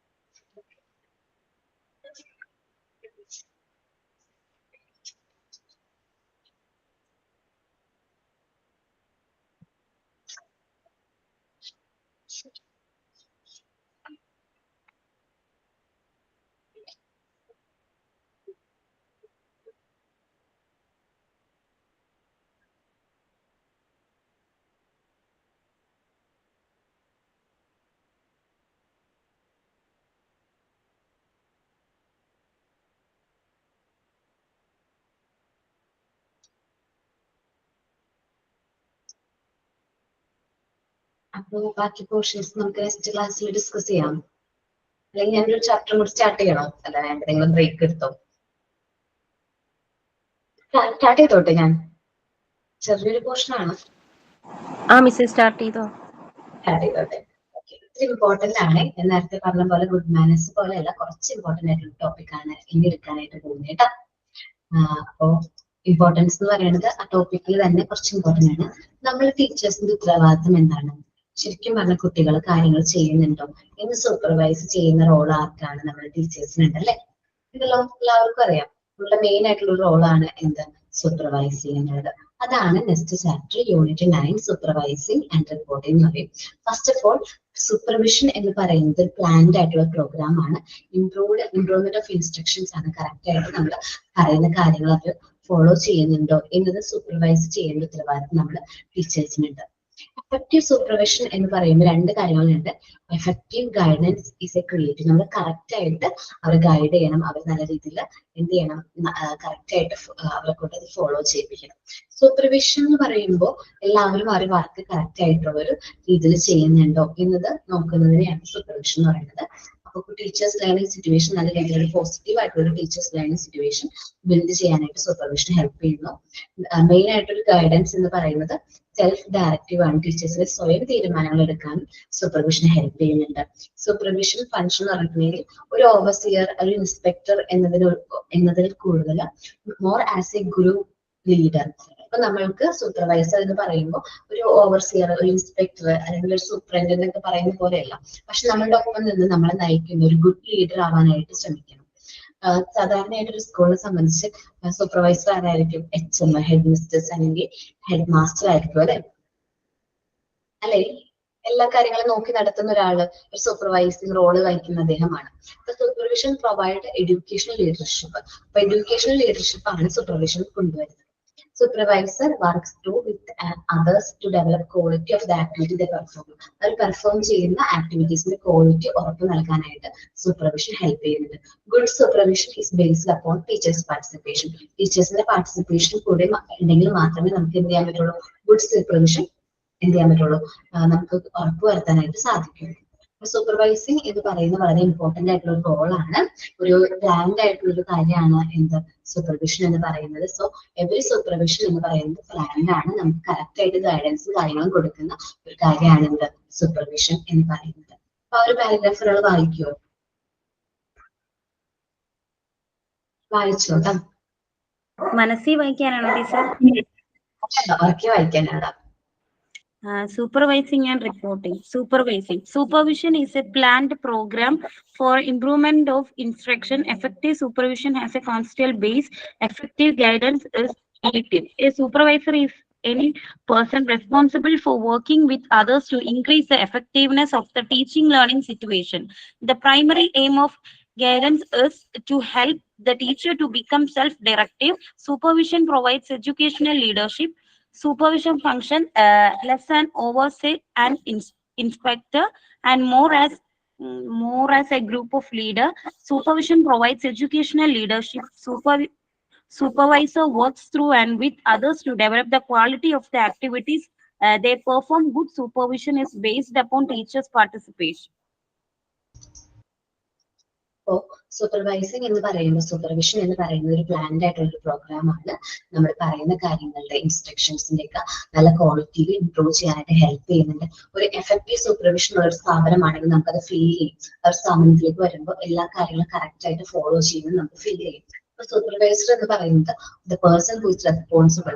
ആരാണ് അവിടെ കറക്റ്റ് ആയിട്ട് എഫക്റ്റീവ് ആയിട്ടുള്ള വർക്കും കാര്യങ്ങളൊക്കെ നടക്കുന്നുണ്ട്, ഒരു നല്ലൊരു positive teaching learning situation create ചെയ്യേണ്ട ഉത്തരവാദിത്തം ആർക്കാണ്? സൂപ്പർവൈസർക്കാണ്. ശരിക്കും പറഞ്ഞിട്ടുണ്ടെങ്കിൽ ടീച്ചേഴ്സിനെ ഗൈഡ് ചെയ്യുക, അവരെ കൊണ്ട് സ്വയം തീരുമാനങ്ങൾ എടുപ്പിക്കുക. സൂപ്പർവിഷൻ എന്ന് പറയുമ്പോൾ ഒരു എഡ്യൂക്കേഷൻ ലീഡർഷിപ്പ് ആണ് അവിടെ പ്രൊവൈഡ് ചെയ്യുന്നത്. Supervision less as an overseer and inspector. അങ്ങനെ ക്വസ്റ്റ്യൻ ചോദിക്കും. Supervision function is less as an overseer and inspector more as dash. അപ്പൊ അതെന്താണ്? ഗ്രൂപ്പ് ലീഡർ ആണ്. നമ്മളൊരു ഇൻസ്പെക്ടർ ഓവർസിയർ എന്ന് പറയുന്ന ആ ഒരു പൊസിഷൻ അല്ല, ബട്ട് എന്താണ് ഒരു ഗ്രൂപ്പ് ലീഡർ ആയിട്ടാണ് സൂപ്പർവൈസർ ആക്ട് ചെയ്യുന്നത്. അത് വളരെ ഇമ്പോർട്ടന്റ് ആയിട്ടുള്ള കാര്യമാണ്. ഞാൻ സാറ്റർഡേ ക്ലാസ് വെക്കൂട്ടാ, ടൈമിംഗ് ഞാൻ ഇൻഫോം ചെയ്യാട്ടെ നിങ്ങളുടെ. ഇതിപ്പോ പറഞ്ഞത് ഒന്നുകൂടെ പറയോ? ഞാൻ പറഞ്ഞ കേട്ടില്ലേ? ഇമ്പോർട്ടന്റ് പറഞ്ഞില്ല, അപ്പൊ ഒന്നുകൂടെ പറയോ? Supervision function less as an overseer and inspector and more as A group leader എന്ന് പറയുന്നതാണ്. ഒരു സൂപ്പർവൈസർ എന്ന് പറയുന്നത് ഒരു ഓവർസിയർ ഇൻസ്പെക്ടർ മാത്രമല്ല, എന്താണ് ഒരു ഗ്രൂപ്പ് ലീഡർ ആണ്. അവിടെ വരുന്ന റോൾ എന്താണ്? സൂപ്പർവൈസറിന്റെ ഇമ്പോർട്ടന്റ് ആയിട്ടുള്ള റോള് ഗ്രൂപ്പ് ലീഡർ ആണ്. നമ്മുടെ ഗ്രൂപ്പിനെ നയിക്കേണ്ട ഒരാളാണ്. കറക്റ്റ് ആയിട്ടുള്ള ഗൈഡൻസും കാര്യങ്ങളൊക്കെ കൊടുത്തിട്ട് നമ്മുടെ ഗ്രൂപ്പിനെ നല്ല രീതിയിൽ സപ്പോർട്ട് ചെയ്ത് നമ്മുടെ ടീമിനെ മുന്നോട്ട് നയിക്കുക. ഇപ്പൊ HOD എന്ന് പറയുന്ന ഹെഡ് ഓഫ് ദ ഡിപ്പാർട്ട്മെന്റ് അങ്ങനെയാണ്. നമ്മൾ കറക്റ്റ് ആയിട്ട് ആ ഒരു മാർഗത്തിലേക്ക് നയിക്കേണ്ട വ്യക്തി ആരാണ്? ഹെഡ് ഓഫ് ദ HOD ആണ്. ടെക്നിക്സ് ഓഫ് സൂപ്പർവിഷൻ ആണ്. Good supervision is based upon teachers' participation. നമ്മുടെ ടീച്ചേഴ്സിന്റെ പാർട്ടിസിപ്പേഷനോട് കൂടി മാത്രമേ നമുക്കൊരു ഗുഡ് സൂപ്പർവിഷൻ നടത്താനായിട്ട് പറ്റുള്ളൂ. Good supervision is A planned supervision. Good supervision എന്ന് പറയുന്നത് ഒരു പ്ലാൻഡ് ആയിട്ടുള്ള ഒരു സൂപ്പർവിഷൻ ആണ്. ഓൾറെഡി നമ്മൾ പ്രിപ്പയർ ചെയ്ത് നടപ്പിലാക്കുന്ന ഒരു സൂപ്പർവിഷൻ ആണ്. Teachers and pupils can be supervised in 3 ways. 3 രീതിയിലാണ് ടീച്ചേഴ്സും സൂപ്പർവിഷനും നമ്മുടെ കുട്ടികളെയും സൂപ്പർവൈസ് ചെയ്യുന്നത്. ഒന്ന് ഒബ്സർവേഷൻ വിസിറ്റ് ആണ്. നമുക്കറിയാലോ പ്രിൻസി അല്ലെങ്കിൽ HOD നമ്മൾ ഒബ്സർവേഷൻ വിസിറ്റ് ജസ്റ്റ് ചുമ്മാ വരാന്തയിലൂടെ നടന്നു പോലെ നമ്മുടെ ക്ലാസ്സിലൊക്കെ എടുക്കുന്ന സമയത്ത്, നമ്മുടെ ക്ലാസ്സിലായിരിക്കുന്ന സമയത്ത് HOD വരുന്നത് ടീച്ചർ പറയും, പ്രിൻസി വരുന്നുണ്ട് മിണ്ടാതിരിക്കുക, അല്ലെങ്കിൽ HOD വരുന്നുണ്ട് മിണ്ടാതിരിക്കുക, നിങ്ങൾ നല്ല കുട്ടികളായിട്ടിരിക്കണം എന്ന് പറയില്ലേ? അതാണ് ഒബ്സർവേഷൻ വിസിറ്റ്. ജസ്റ്റ് ഒബ്സർവ് ചെയ്ത് പോകുന്നു. Head master can make observation visit if they result in developing teaching and learning. നല്ല രീതിയിലുള്ള teaching and learning situation create ചെയ്യാനായിട്ട് ഹെഡ് മാസ്റ്റർ ആയിരിക്കും സാധാരണയായിട്ട് എന്ത് ചെയ്യുന്നത്? ഒബ്സർവേഷൻ വിസിറ്റ് നടത്തുന്നത്. രണ്ടാമത്തെയാണ് സൂപ്പർവിഷൻ ത്രൂ ഇൻഡിവിജ്വൽ കോൺഫറൻസ്. ഇപ്പൊ സപ്പോസ് ഒരു ടീച്ചർക്ക് എന്തെങ്കിലും പ്രോബ്ലംസ് ഉണ്ടെങ്കിൽ ആ ടീച്ചറോട് പേഴ്സണലി സംസാരിച്ച് ആ ഒരു പ്രോബ്ലം നമ്മൾ എന്ത് ചെയ്യുന്നു, സോൾവ് ചെയ്യുന്നു. The headmaster can have individual discussion with the teacher in order to analyze and solve his problems. അദ്ദേഹത്തിന്റെ പ്രോബ്ലംസ് സോൾവ് ചെയ്യാനും ഇൻഡിവിജ്വൽ ഡിസ്കഷനിലൂടെ മനസ്സിലാക്കി അത് എന്താണ് ഓവർകം ചെയ്യാനും ഹെൽപ്പ് ചെയ്യുന്നു. നെക്സ്റ്റ് ആണ് സൂപ്പർവിഷൻ ഓവർ ഗ്രൂപ്പ് കോൺഫറൻസ്. നമ്മൾ ഗ്രൂപ്പായിട്ട് ഇപ്പൊ എല്ലാ ടീച്ചർമാരെ പൊതുവായിട്ട് അഫക്ട് ചെയ്യുന്ന ഒരു കാര്യമാണെങ്കിൽ ഒരു ഗ്രൂപ്പ് കോൺഫറൻസ് കണ്ടക്ട് ചെയ്തിട്ട് അത് സംസാരിച്ച് അവിടെ സോൾവ് ചെയ്യുന്നു. എല്ലാ ടീച്ചർമാരെയും കോമൺ ആയിട്ടുള്ള ഒരു പ്രോബ്ലം ആണെങ്കിൽ നമ്മൾ എന്ത് ചെയ്യുന്നു, എല്ലാ ടീച്ചർമാരോടും മീറ്റിംഗ് കണ്ടക്ട് ചെയ്ത് ഗ്രൂപ്പ് കോൺഫറൻസ് കണ്ടക്ട് ചെയ്ത് അത് നമ്മൾ എന്ത് ചെയ്യുന്നു, സോൾവ് ചെയ്യും. അപ്പൊ ടെക്നിക്സ് ഓഫ് സൂപ്പർവിഷൻ എന്ന് പറയുന്നത് 3 ടെക്നിക്സ് ആണ് വരുന്നത്. First of all supervision through observation visit, supervision through individual conference, last one is supervision over group conference. അത് ഫുൾ ആയിട്ടൊന്ന് സൈലന്റ് ആയിട്ടൊന്ന് വായിക്കോ, supervision and techniques of supervision.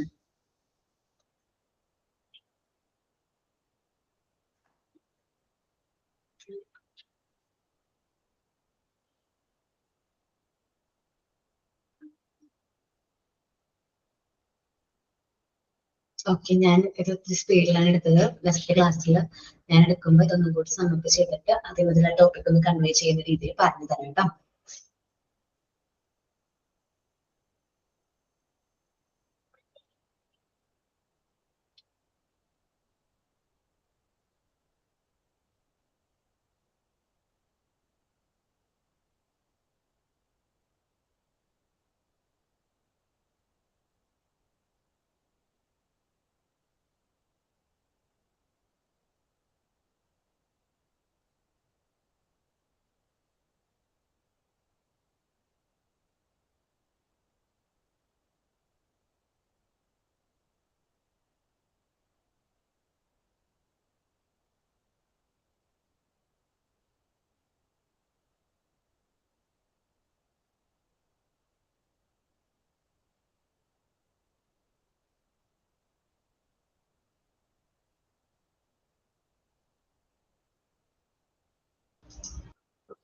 ഞാൻ റീഡ് ചെയ്ത് കഴിഞ്ഞോ?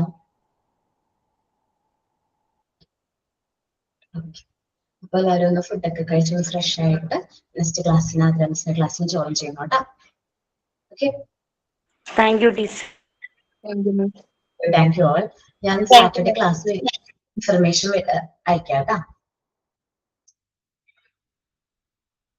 Okay, thank you.